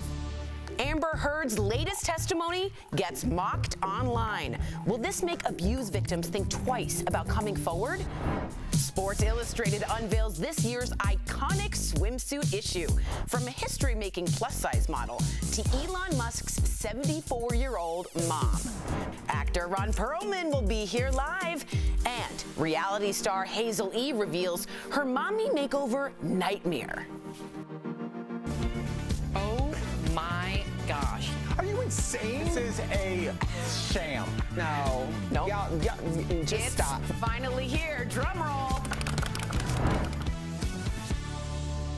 Welcome to DBL. Erica looking like a ray of sunshine. I need that today. Bring on the sunshine, yes. It Right. felt like one of those days. Uh-huh. That's right. And skip over the fellas. And I know what you're talking about. Skip over the fellas? You skipped over us, like literally. Right past Are you us. in bright yellow? No, you're not. I should. Are you in all jean? No. Today's Denim Tuesday. All right. Just made that up. Yeah. All right, we got to talk about this. I know our viewers have a lot to say. So do we. Amber Heard is back on the stand today. She's facing cross-examination by Johnny Depp's legal team. Now, yesterday, Amber addressed the infamous excrement incident from February 2016, where Johnny claims she left something very gross in their bed. Amber said it was Johnny's dog. Take a look. She had eaten Johnny's weed when she was a puppy and had bowel control issues for her entire life, among some other issues. Boo, having the issues she had, we have to leave her in bed so that she wouldn't be encouraged to go to the bathroom, which would happen almost immediately once you put her down on the floor. And sometimes it happened in bed too. So Johnny's lawyer also showed the jury a clip from Amber's appearance on the James Corden show in 2015. So a day after she claims Johnny headbutted her and tried to suffocate her with a pillow. Amber claimed she had 2 black eyes and what she thought was a broken nose, and that her makeup team had to work around the clock in order to conceal her wounds. I would love to hear from the makeup team, Erica, to corroborate her story. What are you thinking, though, about everything that you just saw? Well, first of all, we heard from our makeup team, so Jure for the Slay, said that he could absolutely, with enough time and money, I think was the thing, actually cover up markings on a face that way. So our professional says that it's totally possible. What about swelling, though? You can't conceal swelling very much if you have a broken nose. I don't know. I was just regurgitating what Ray for the Slay said. Listen, Dre knows how to do makeup. So exactly. if they're as good as Dre, then yes. But then where are they? Right. That's an issue. What are you asking if they had to cover those up? Yes, if I had my makeup staff do that, I'd be like, well, then talk to Jeff. He did my makeup. Or you would say, could you come testify? Absolutely. Which they did not do. So this was Johnny's lawyers that did this, right? Not hers. So that's it's a little hard to believe in itself. What do you think about the excrement? And again, like, I know a lot of people are making jokes. This is still a domestic violence case, but this case, 2 huge celebrities being blasted to the world, it's become a circus. Right, and I think this part that we're focusing on is the definition of the circus. This is the part that people think is funny, it's mocking, and is it silly? Yes. Do I believe that a little dog and human excrement can be mixed up? I don't, unless they also have a lion. I think you are able to tell the difference in terms of what is letting that out, but that is neither here nor there. What it is there is it's there to allow them to be mocked, and it's there to see their relationship pulled apart and picked apart for the public's entertainment, and it's sad, but this does not look good for Amber.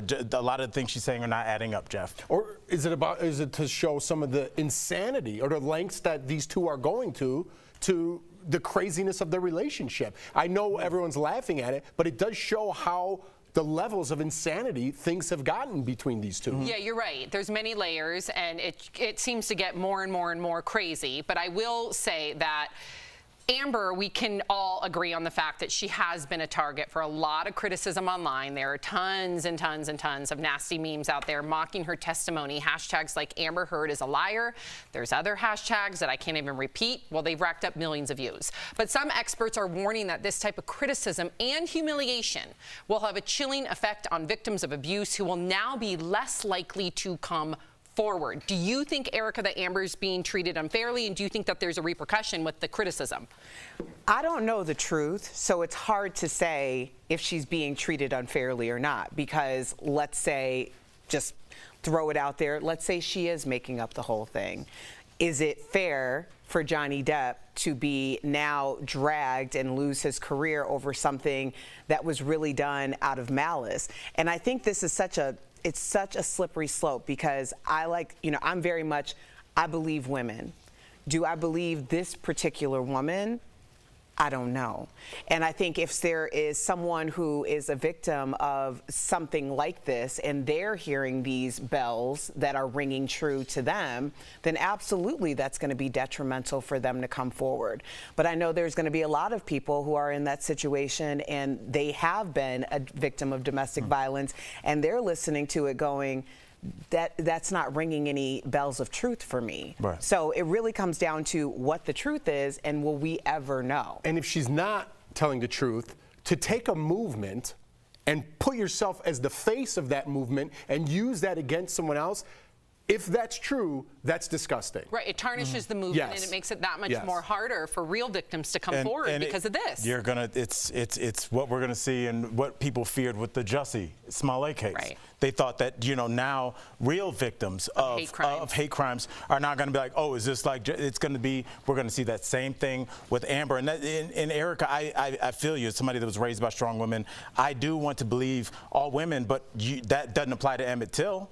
When we start talking about human beings, you can't say we're believing all women, because that takes away their humanity as well. Women are human beings, and they're capable of both incredibly good and incredibly bad things. So to say that every woman is perfect, Erica, and is beyond reproach, Sam, that's worse for women than just saying, I'm going to treat you like a human. I'm going to listen to what you have to say. I'm going to listen to what Al has to say, and we'll make some decisions. But just going off the fact that you identify as a woman, it means you're telling the truth. We cannot proceed as a society like that. Well said.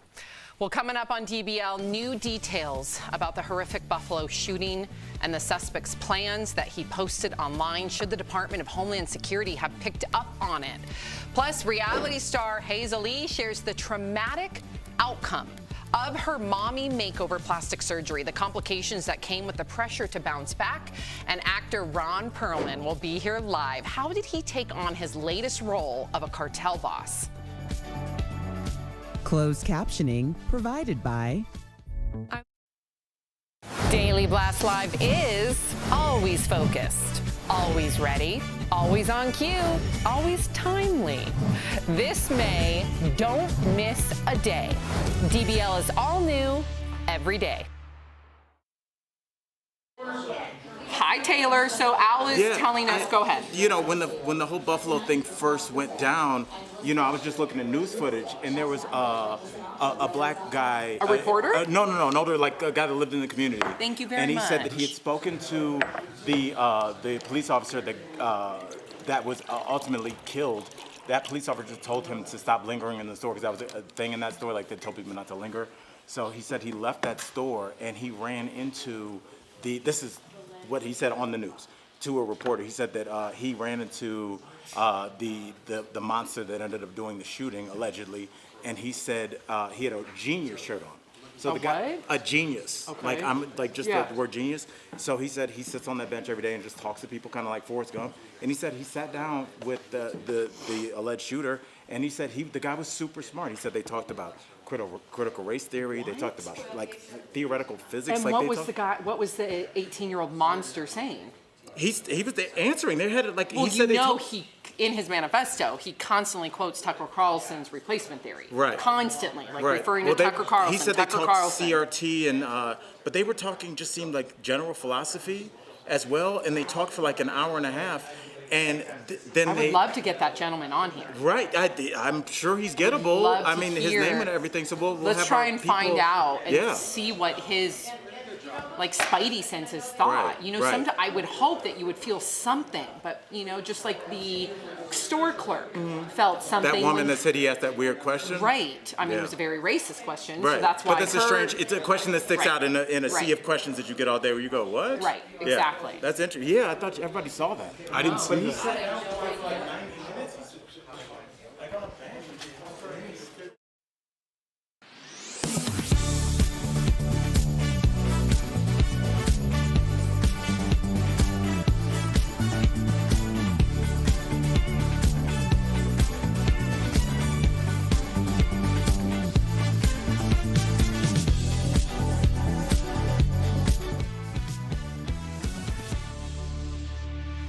Welcome back. So there are some chilling new details about the horrific mass shooting in Buffalo. The suspect had allegedly posted details of his plans online. For the past 5 months, he decided to target the Tops grocery store in February based on the area's population of black residents. In March, he visited the store to check out its security and map out the aisles. He also scouted 2 other locations to continue his attack. Now, a lot of people are asking, shouldn't someone like the Department of Homeland Security have picked up on all of this? Well, the head of DHS was on CNN and said it was virtually impossible to monitor all the hate and extremism online. Wow. Erica, why do you think this went on unnoticed? Do you feel like this also was an excuse coming from the head of the Homeland Security? Well, I mean, that's not exactly a warm and fuzzy feeling to think that it's just impossible, so what are we going to do about it? Nothing. Somebody knew something. Someone knew something. Someone always knows something. And they just refused to say it for whatever reason. Maybe it was a proximity thing with the family. Maybe it was a friend, community thing. Yeah, when you see something, you got to say something, because also think about this too. If you did know something, and you're a sane human being, and this isn't your ideology, so you're going to live the rest of your life knowing that there's 10 people who were murdered, and you said nothing? Right. Yeah, somebody did know something because he had a psychiatric evaluation a year before. I don't know the exact timeline, but he was still able to buy an assault rifle, right?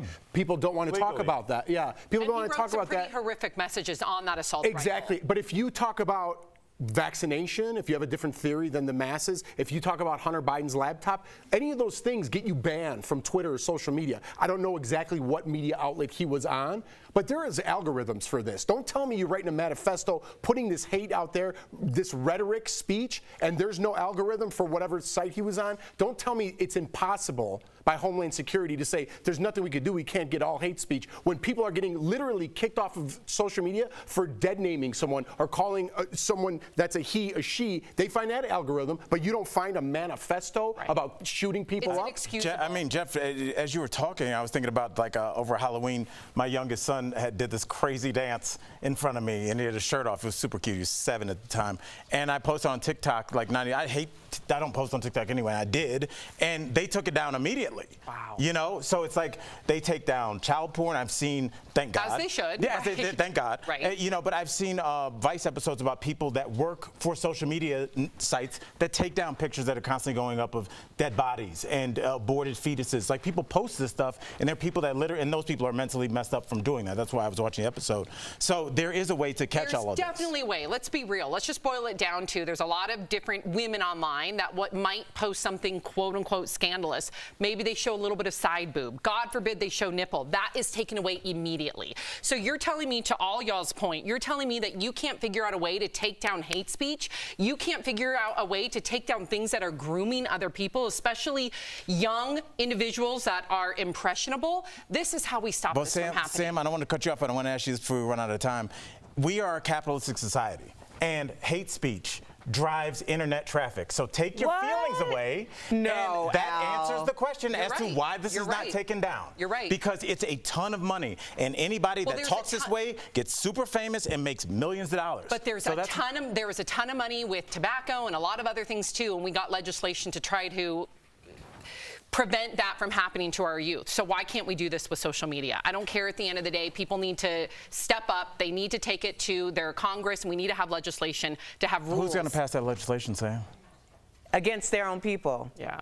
Because don't get it twisted. Well, then it comes from the inside. You're right, but this is going to continue to happen then, and we should just accept it. Well, and that's what I think we have accepted. No, I have not accepted it. That's exactly what we've been talking about for weeks. All of this. I mean, honestly, you think Roe versus Wade isn't tied into this as well? Yeah. The idea of, like, if black people were the ones, everybody keeps saying, oh, black people kill more black people in abortion than however many black people were killed this weekend. Really? You think that the abortion issue is about black and brown people, that they want more of us? That's funny. That's hilarious. There you go. We'll be right back.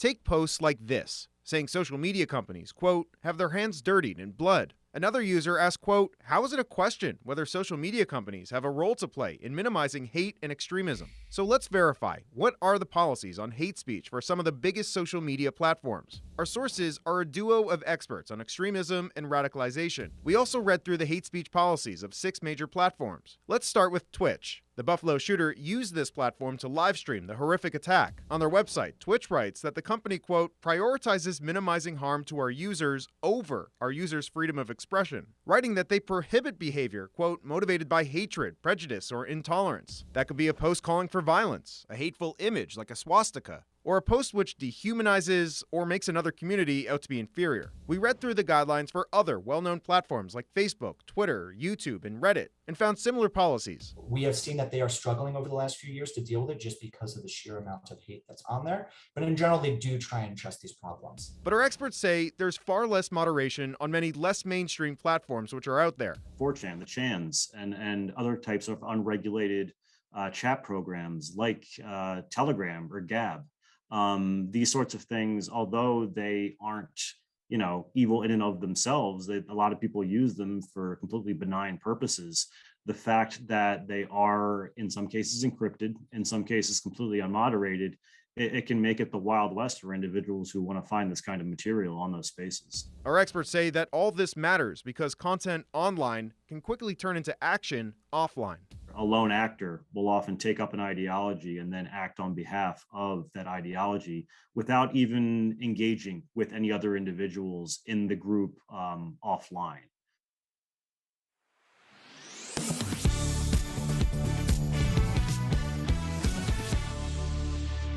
He's the noble man beast, leads a motorcycle club, and is now a cartel boss. Ron Perlman. Yes. Welcome to DBL. All things to all people. That's you, Erica. Oh yeah, sorry. Sorry, Ron. So we have to start with a big congratulations because you are officially a grandparent. What's it like being a grandpa? Man, you guys really do your homework, don't you? We dig deep. I had forgotten I was a grandpa. I better check in with the kids. Thanks for the reminder. It is. I never thought that I needed grandkids until my son told me that he and my daughter-in-law were about to have one, and so I suddenly got incredibly excited. And since he's now come into the world and become a reality that you can look at and hold and touch and imagine, years and years and years of me corrupting him, which is my plan. It's been quite trippy and quite wonderful. Yeah. I love it. I love it too, Ron. Congratulations. But let's get to your career a little bit now, because you're not afraid of doing your own stunts. I want to know, Ron, what's the worst injury that you ever had doing one of these stunts? Oh, I don't know where you read that, but that's a little bit of an overstatement. But things happen. You know, you get caught up in the heat of the moment, and you do stuff that you probably shouldn't. There was one scene in Hellboy. I can't remember whether it was Hellboy 1 or 2. Where I'm jumping onto a train. You pulled up the clip. How did you know? We're fast. Ron, we're on top of our game over here. Yeah, nanoseconds over here. What is that called? Artificial intelligence? You just were inside of my brain. Yeah. Anyway, that moment where I'm jumping onto a train, and usually in movies you jump onto a train that's either going past you sideways or you're catching up with it and jumping onto the back of it. I, being Hellboy, with a limited skill set, jumped onto a train as it was coming toward me. And as careful as we could be, like having the train come really slowly and then speeding it up in post, you still was a train coming toward me and I'm jumping onto it. And I hit my rib cage and cracked a couple of ribs. And you could see tears just coming down my eyes. There was nothing emotional happening. It was all purely what a completely rookie move that was. I was going to say, too bad you couldn't use those tears for an emotional scene, but apparently you couldn't. Right, they never come when you want them. It's like a cop. Well, I'll tell you this, man. You're a new grandfather, so I'm sure your ribs hurt. But there's nothing like the moment where you step on a Lego at 2 in the morning with your bare feet. So get ready for that, Grandpa. That's coming. No, I'll have the kid back to his parents by 2 in the morning. So, there you go. A flashlight in my hand for any leftovers. But thank you for the warning. I got your back, brother. That's what I'm here for. Now, I want to talk about your new role, because you play a ruthless cartel boss in the new film, There Are No Saints. Now, how did you prepare for this role? Like, did you research any cartels, and were they cool with that? Yeah, watch out. I just called all my dealers, that, what would you do in a situation like this? And, I got a lot of feedback. You just, I don't know. It's kind of like alchemy when you are offered something that you don't really have a frame of reference for real, but you've heard enough news about it and you've watched the impact that they've had on society, and you just kind of pull all that in and then mix and match that with your own sort of really weird wiring, because we're all wired to do any number of things that we don't normally do in society, but we're wired to do them if push came to shove, and that's what the actor has to do, is get in touch with those facets of himself that are a little bit more ruthless than he normally is, a little bit more craving of power than he normally is, a little bit more cold-blooded, etc. And that's the job. Well, Ron, speaking of different facets, I mean, you are funny. Your dry sense of humor is cracking me up. I did not expect this. So you always play the tough guy. Does it bother you that you are always that sort of character? Do you want to be in a comedy now that you have a grandkid, maybe in animation? I could see that. I do a tremendous amount of animation. I do a lot of Saturday morning cartoons, have done since the early 90s. I've done a couple of big animated movies. I love doing that stuff. And then when comedy comes around, I usually have to work for free because nobody believes that's my wheelhouse. We need to see you more in comedies. Yeah, strangely enough, that's where it all started. When I was starting out in New York, I was part of a sketch comedy group, very similar to the stuff that they do on Saturday Night Live. And my first ever appearance on stage was trying my hand at stand-up, which didn't work out so good. So I went to scripted, just find something I could hide behind. But no, comedy was my first love. And when I got to Hollywood, everybody looked at this kind of like gawky looking, simian type structures, and 6'2" and not particularly handsome, but not all that ugly. Like, what do we do with this guy? Make him a bad guy. I see a comedy duo between you and Will Ferrell. I think you, because you look similar. I'm putting it out there, Ron. I could be your agent. We're putting it in the universe. Okay. Let me know what he says. I'm sure. Stay by the phone and give me a call. I will. All right. Ron, thank you so much for joining us here in DBL. To our viewers, there are no saints. Hit select theaters May 27th. Look for a comedy with him in it in the near future, we hope. We'll be right back. Thank you, Ron. Step Brothers 2. Rom-com. Yeah, I like that. The other brother. See you guys. Thank you. Promotional consideration is brought to you by We've heard the campaigns to save the bees, and that's because they're the backbone of our ecosystem. Bees and other insects like butterflies help pollinate and keep our plants alive and blooming every single year. So what can we do to support local pollinators? We brought in the experts to verify. Natasha Garcia Anderson, wildlife biologist with the DC Department of Energy and Environment, and Keith Tigner, Virginia state apiarist or bee expert. They say it's about going back to basics. Plant native.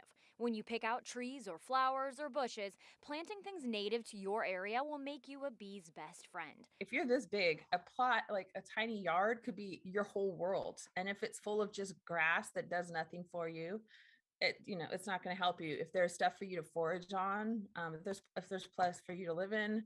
We always say native plants for native pollinators. Now, we typically think of honeybees right away, but Keith says tons of little guys benefit from native plants. We have several hundred bee species in the mid-Atlantic area. Having pollinating sources, pollen-producing plants, that helps all of our pollinators, and not just our bees, but the butterflies and other insects that take advantage of that food source. And if you need any more convincing, Natasha says it's just easier to care for native plants. They kind of take care of themselves. Like, you don't need to invest in a whole bunch of pesticides to keep them looking great, because this is where they're from and this is what they're used to. You can find something beautiful and local and native, and I can attest this one came from my balcony, and it is easier to take care of. We have a list of native plants wherever you are in the DMV on our website, WUSA9.com, and when in doubt, just ask someone who works at your local nursery for some help and take a look at the label. They're often labeled as being native to your area. With your Verify, I'm Abby Larico.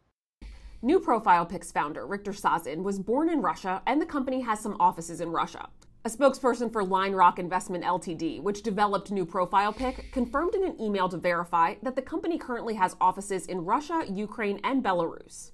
We can also verify that the newprofilepic.com domain was originally registered in Russia. Using Whois, a public domain database that houses information collected when someone registers for a domain name, Verify was able to track the change to May 11th. On the left is a screenshot of the website's archival data from around 8 a.m. that day. It shows the domain was registered to a Moscow-based address. But when we checked again around 8:30 p.m., the registered address for newprofilepic.com was changed to Florida, which you can see on the right. A spokesperson for the app confirmed that the change was made in response to viral claims about the app's ties to Russia. And finally, we can verify that New Profile Pic's data privacy policy isn't particularly unique. According to the company's privacy policy, the app collects, quote, your name, email address, username, social network information, and other information you provide when you register, set up an account, contact us by email, or use our services, unquote. We compared their privacy policy to Pixar, TikTok, and Facebook, and they're all pretty similar.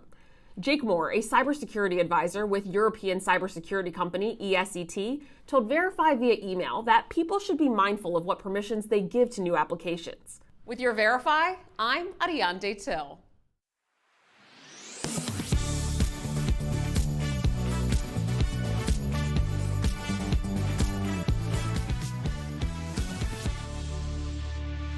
If you're leaving us, you can watch the second half of the show online. But if you get the second half of the show where you are, here is what's ahead.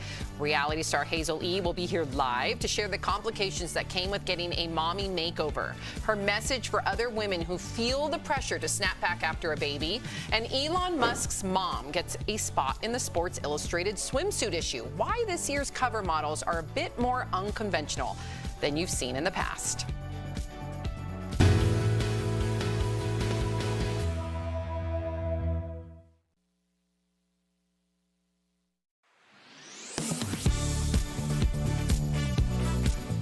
Florida Representative Kat Cammack went viral on social media after posting this video on May 11th claiming the Biden administration sent baby formula to the southern border while complaining store shelves in her district are empty.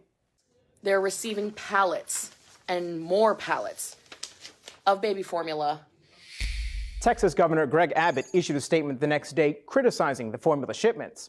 Several verified viewers like Angel reached out by email and text to ask us if the U.S. government is providing formula to migrant babies at the border. So let's verify. Our sources are the National Center for Youth Law, U.S. Customs and Border Protection, and the White House.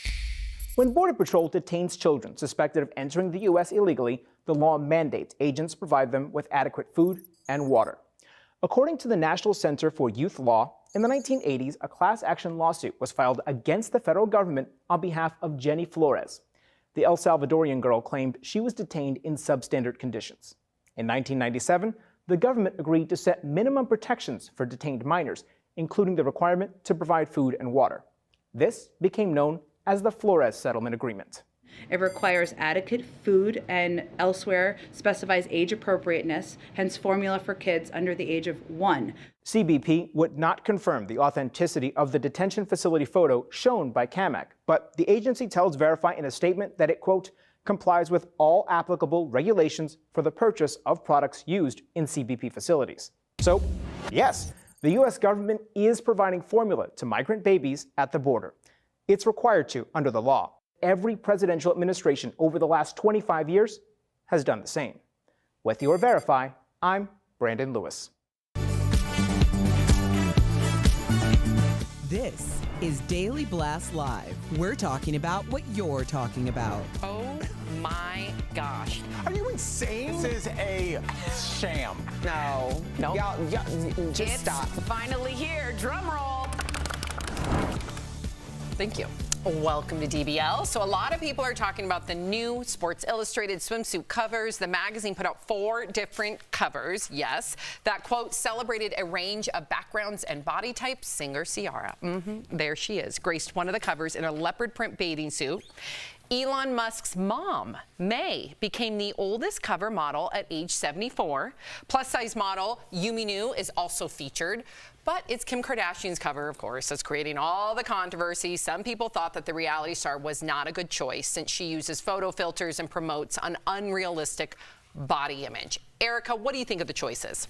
And Kim? I mean, they all look amazing. I mean, it's diversity of beauty. That's what they're saying. I mean, first of all, Ciara killed it. Okay, I'm just gonna be real honest. Yeah. They all killed it, but Ciara's my favorite. Same. I don't, you know, I think they're kind of counting on there being some degree of controversy because we're also seeing this in a very digital way as opposed to like running out to the newsstands to purchase the magazine. So I think there's a little something there for everybody. What did the boys think?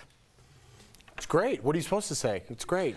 You know, like for real, no, today's day and age, you can't say anything. Yes, you say it's great. No, you can't. You say that's great. Jeff, That's great. Jeff, I'll say this. I think it's strange that people are going after Kim Kardashian because they're saying that she uses filters and she's had enhancements when I thought that we were just talking about beauty overall and feeling good inside. So if somebody says, hey, I feel better with my natural hair, natural beauty, no filters, great. But if I want to have natural hair, natural features, but I want to have filters, that's bad. So what, now we can't do filters, we can't do fillers. Can we do Botox? Can you not admit to having work done? Like, I don't understand why now there's it's got to be one or the other. And it seems like if somebody has another sense of beauty, they're now shamed for that. When I thought this whole thing was to open it up where we could see the entire palette. I understand why people, listen, at the end of the day, they all look beautiful. I'm going to all give them their flowers. But I do understand why some people are saying if you're going to have this year be devoted to diversity and promoting women in their 70s as well as plus size models, why not have it be a little bit more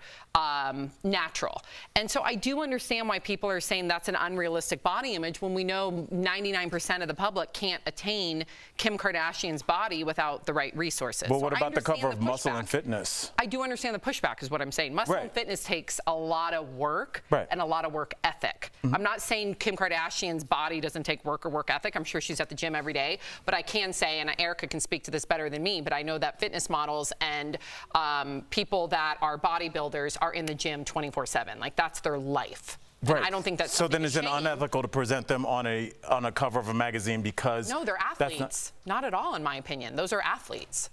Elon Musk's mom's an athlete? No, I was speaking of. Oh, you're talking about the. Okay. And it's not me. I'm just trying to present I get why it. people Yeah, are absolutely. upset. Yeah, that's good. I was just trying to have a conversation. Elon Musk's mom used to be a model as well. She still is, She but looks yes, amazing. she used to be a model. I just kind of I wondered like what's unattainable and what's not, you know, and what's okay to show. I think there's a difference between being attainable by going to the gym and being an athlete and going to the plastic surgery table. Well, this has been a long. What Sam is speaking to has been this long debate, especially with fitness people who have devoted their lives to fitness and health and all of this. Which you did. So tell the people, please. Well, for like a fraction of my life. No, yes, Erica, I did for like a few years. And then there was, when Instagram came along, there was this back and forth between people who might have gone out and gotten things done versus people who were in the gym for 5 hours a day. And also the amount of information that was being given by these two very different groups. So it's been a long, drawn-out thing, and I think that's what Sam is kind of speaking. Discipline. Yeah. One involves discipline. But the fact that the filters are there lets you know that the people demanded it. People want that kind of beauty as well. They wouldn't be on there. I guess I don't find filtered beauty. But And I'm not speaking to Kim Kardashian. I'm not. I think she's very beautiful. I don't think she needs the filters. I really don't. Victoria Beckham. I don't need filters. Gorgeous. You are gorgeous. I'm not. Yeah, I'm sitting right next to you. You're beautiful. Thank you.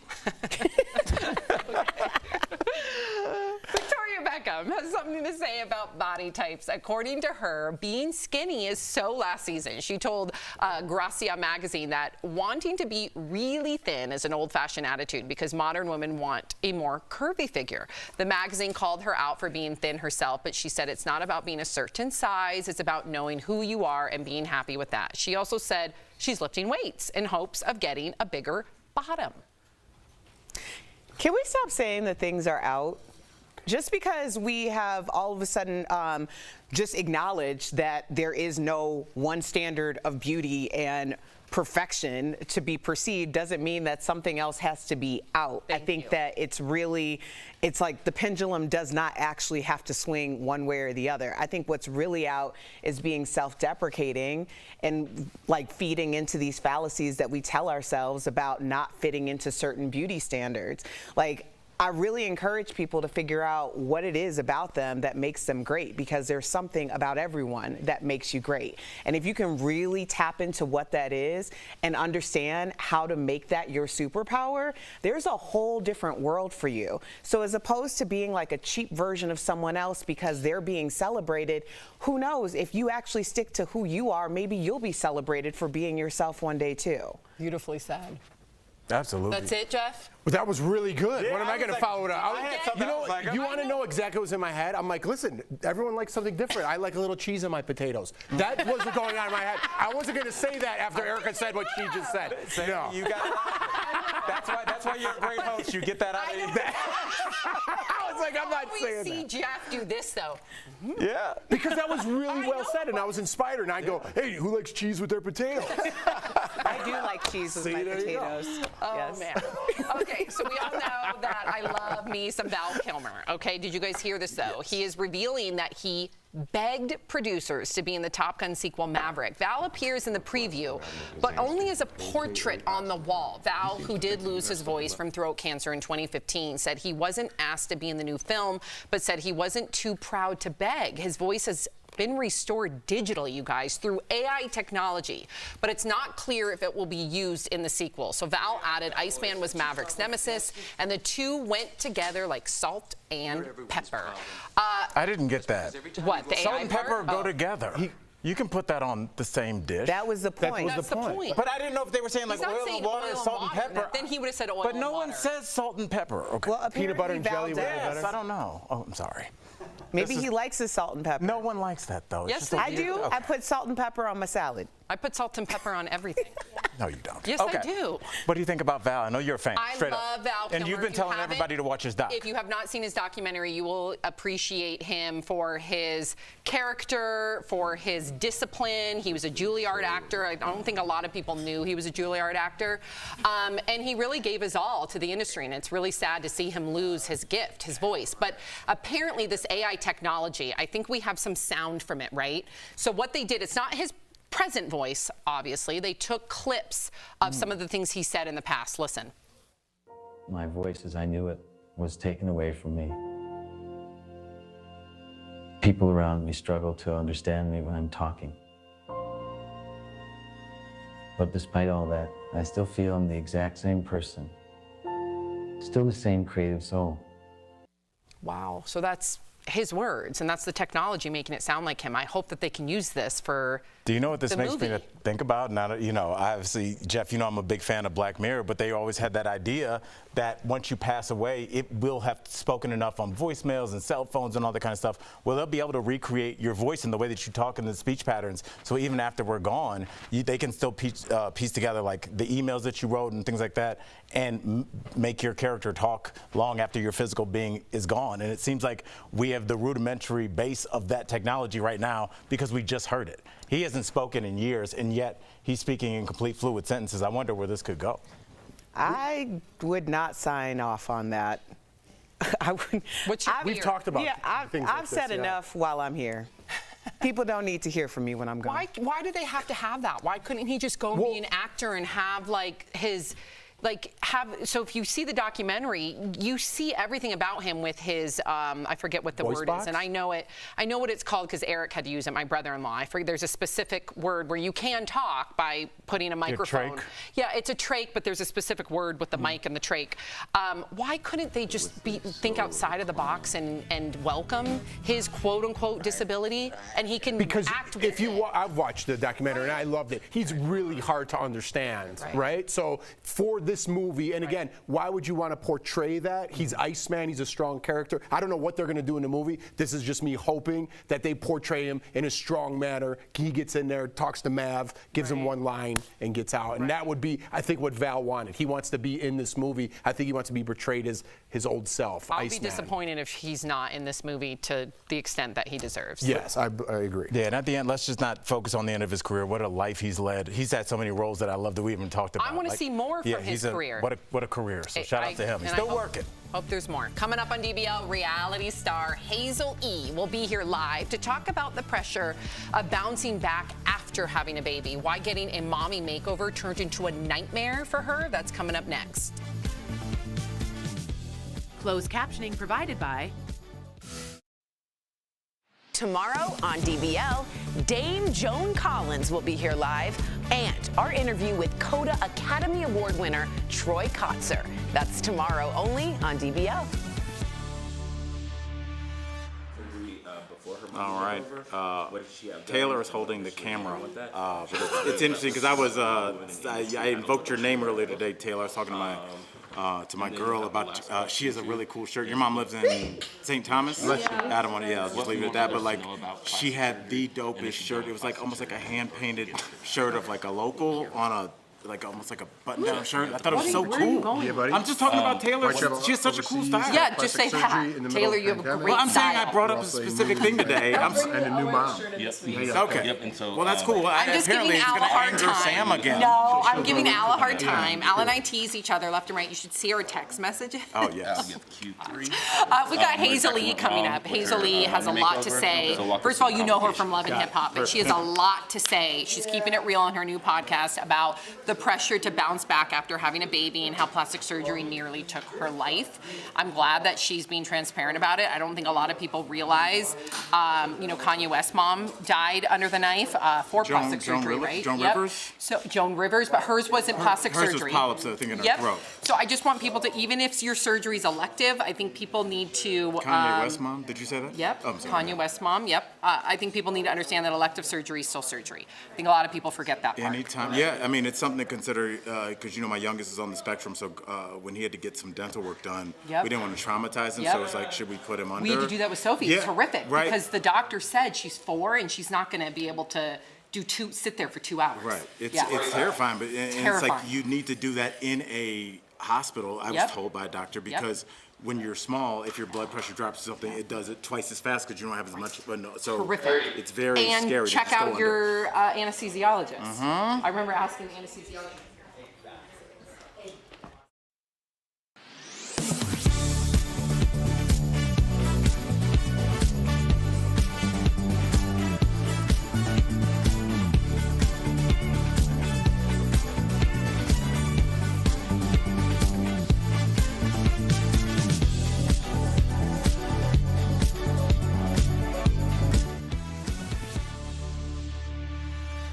Our next guest became a reality star on Love and Hip Hop, and she is keeping it real with a new podcast, plus talking to us about the pressure to snap back after giving birth and how plastic surgery almost took her life. Hazel E joins us live. Thank you, Hazel. Hazel. Hi. Hey. Hey, Hazel. So before your mommy makeover nightmare, you had some positive experiences with plastic surgery, and you've been pretty transparent about it. So what did you have done initially, and what made you want it? Initially, I have had positive experiences in the past with my nose revision after breaking it. So after I had my daughter, Ava Dior, I decided to go for a traditional mommy makeover, which is like a tummy tuck, breast augmentation, and liposuction. And God, it just went deadly from there. Wow. Which brings me to my next question, Hazel. I got a couple of them. Why travel overseas to have plastic surgery in the middle of a pandemic, mind you? You were also newly married, and you were just talking about you had a newborn. A lot going on. Yeah, it was about 9 months after. Honestly, it was an offer for being an influencer on social media. I had another celebrity friend that had said she went and had a positive experience. And they were just like, we want to come do you a mommy makeover, show off your amazing results. We're here in Istanbul. I've traveled to Istanbul before. I've spent a lot of time in Dubai, so I wasn't nervous about going abroad for plastic surgery just because I've been going over there for years. So I did it. It was a pandemic. And I thought, like, at the place I was going to, they said, oh, we have recovery homes. We have nannies to help with your baby. The offer just seemed too good to be true, and clearly it was. So you were kind of persuaded into doing that, as opposed to doing it yourself because it was for. Oh, absolutely. Oh, okay. Yeah. Absolutely. Yeah, absolutely. When you get those kind of offers, like, you know, you pay thousands of dollars for these procedures. I wasn't even thinking about a mommy makeover because my daughter was only 9 months at the time, but they were like, no, it's fine. We can do it now. You're 9 months postpartum. We can take the selling point was we can take more fat than they can in America because we don't have the same HIPAA guidelines, which now currently that might not be such a good thing, right? Yeah. And so at that point, I'm like, oh, I can get more done at one time versus in America, have all this luxury care. I'm in. Like, literally, I was like, I'm in. That makes me angry. Just knowing that you're a new mom and you have a responsibility as a mom, and then they dangle this carrot in front of you. New and moms are targeted. It can sacrifice her life. Absolutely. Really? It's. Right. I'm so sorry. I'm so sorry. But we appreciate your transparency, and I'm going to be transparent right now. I love the chair you're sitting in. That's amazing. It's really a great background. I love that chair. But you know, thank you. I do appreciate your transparency. So please walk us and our audience through like exactly what went wrong with your mommy makeover. Like talk to us about the complications, if you would. Okay, so the misconception right now is that there was one mommy makeover. No, I went to Turkey, had the first mommy makeover. I was supposed to be there for 10 days, which turned into 30. Oh my goodness. In those first 10 days, my breasts got infected. Wow. So I go into the mommy makeover. The first thing that goes wrong is my breasts getting infected. So they had to then remove the breast implants that I didn't even want and make boobs out of what the tissue I had left. So that was the first disappointment. I then ended up with 2 blood transfusions. And then I had to go under a 3rd surgery because the tummy tuck got infected. So they had to cut the tummy, they reopened the tummy tuck and remove the fat necrosis in that. Cut to, that was in April of 2021. In October of 2021, I got another one of these offers in Miami saying, let us fix the tummy tuck that they messed up for you in Turkey. And I'm like, well, you guys can fix it. You guys can fix me, fix all this stuff. Because now I'm in America now. Like now we were equating to everything happening that went bad because I was overseas. So I then take this offer. They even paid me for this second procedure in Miami at 305 Plastic Surgery. And I ended up getting sepsis. I was in the hospital for 30 days. I just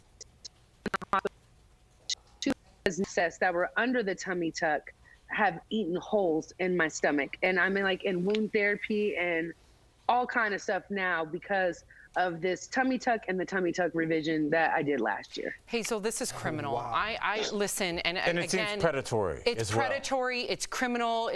She was coerced, like honestly, and I can't imagine. You must be still dealing with these issues, not to mention the PTSD from your bad plastic surgery. How are you feeling now? I have to shout out to Dr. Ish, my doctor, psychiatrist on marriage boot camp, because I was suffering a lot of PTSD. I wasn't sleeping. I was having these recurring nightmares. Like, you get blood transfusions in another country, it is traumatic beyond experience. Like, and you can't hold your baby, and all this separation from me and my new child, it's just scarred me in so many ways. The fact that it sounds predatory, I feel like it is, because even now, more companies in Istanbul, in America, are still trying to reach out to me to fix these other nightmares. And it's like, when does it end? At a certain point, it has to be on me. And that's the strength I'm getting with working with my doctors and trying to get things together so I can move forward, get healthy, and just get back to living life because of these horrible plastic surgery procedures. So Hazel, and hi to the Nugget. We can hear your little nugget. What do you want others you can hear to know? her? Yeah. Is she right there? Bring her in the picture. Is she right there? Bring her over. Now, we do babies on this show. Over. Oh, man. Before we let you go, because we only have a little bit of time left. So what do you want others to know before going under the knife? And are you against plastic surgery now? This is what I say. Do your research. I'm not against plastic surgery, only because we live in such a vain world. We live in an Instagrammable world. We live in a place where image is everything. And so people are going to go ahead and still get these procedures, whether you can advise them or not. So the best thing is to just do your research, know what you're getting, go into it healthy. Go into it with the best medicine, and just know the consequences. Everything might look great and pretty a year later after it's done, but trust me, it can be some hell getting there, and you just have to be prepared for it. It's important to hear. Honestly. Yes, it is. Thank you so much, I Hazel, know for people are joining gonna us. stop. I know. Thank DBL you. Nation, you got to check out Hazel E's new podcast, You've Been Hazed. It's available on all platforms. We appreciate you. We'll be right back. Thanks for sharing. Thank you. And congrats on the little one. Thank you. If you've got skin that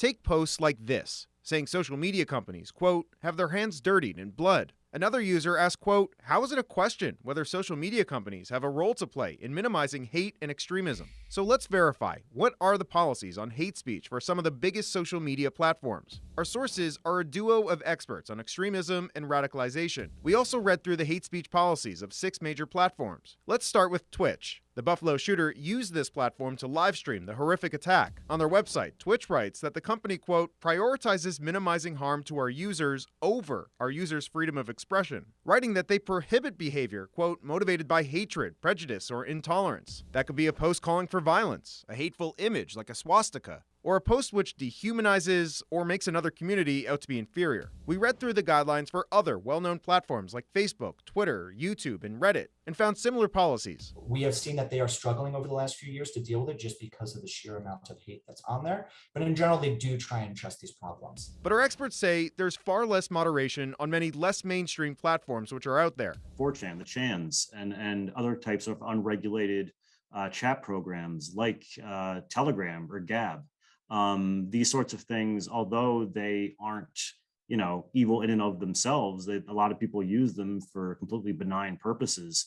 The fact that they are, in some cases, encrypted, in some cases, completely unmoderated, it can make it the Wild West for individuals who want to find this kind of material on those spaces. Our experts say that all this matters because content online can quickly turn into action offline. A lone actor will often take up an ideology and then act on behalf of that ideology without even engaging with any other individuals in the group offline.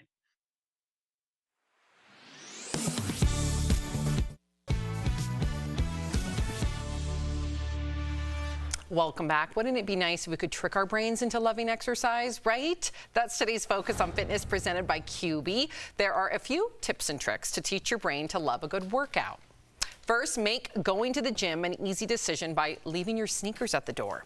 Next, indulge in something you love during your workout, like streaming your favorite show, and invite friends to work out with you. Finally, be flexible. It's okay if you miss a workout. Just be kind to yourself and try to make it next time. QB is a great way to get some quick exercise. Try their under-desk elliptical at home. Call 1-800-556-2089 or visit QB.com to learn more. It saved my father-in-law's knee. I need to say that. I love it. Literally, my father-in-law was he's here right now, steroid injections constantly in his knee. Started doing QB. It's been a year without steroid injections. And he left his sneakers by the door. We'll be right back. Promotional consideration is brought to you by...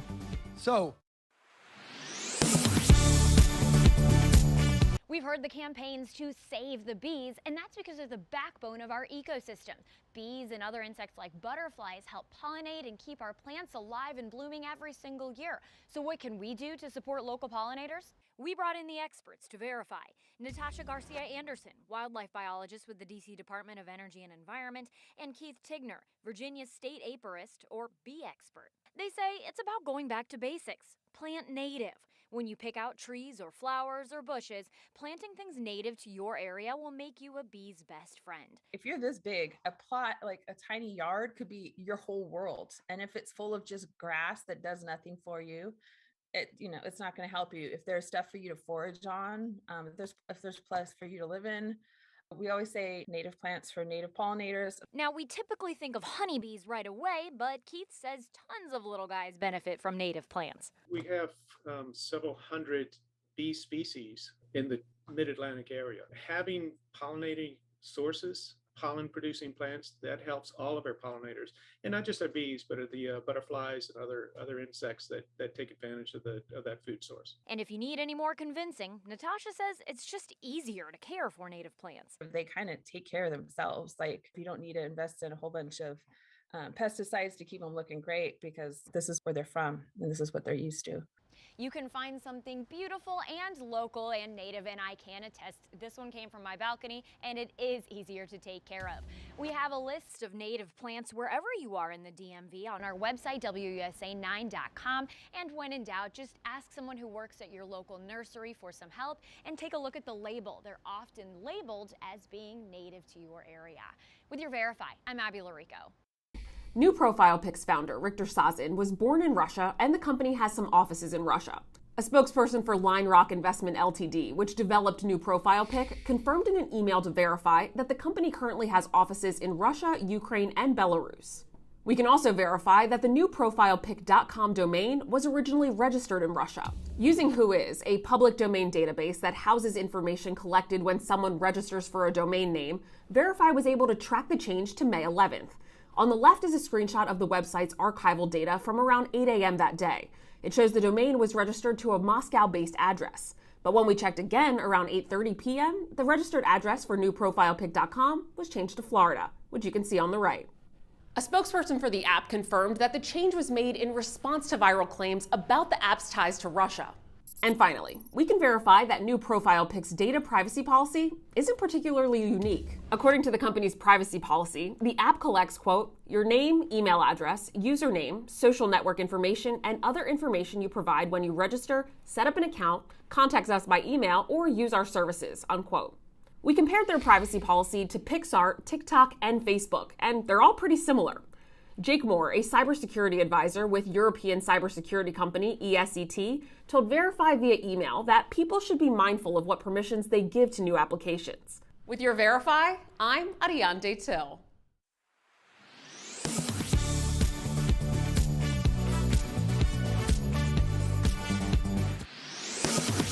Tomorrow on DBL, Dame Joan Collins will be here live.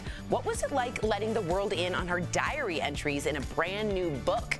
And our interview with Coda Academy Award winner Troy Kotzer. That's tomorrow only on DBL. DBL's new every day? Oh.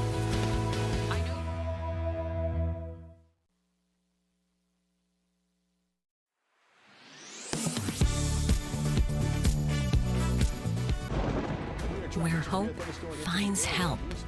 Where courage meets conviction. Where makers make fans. We are Tegna, a family of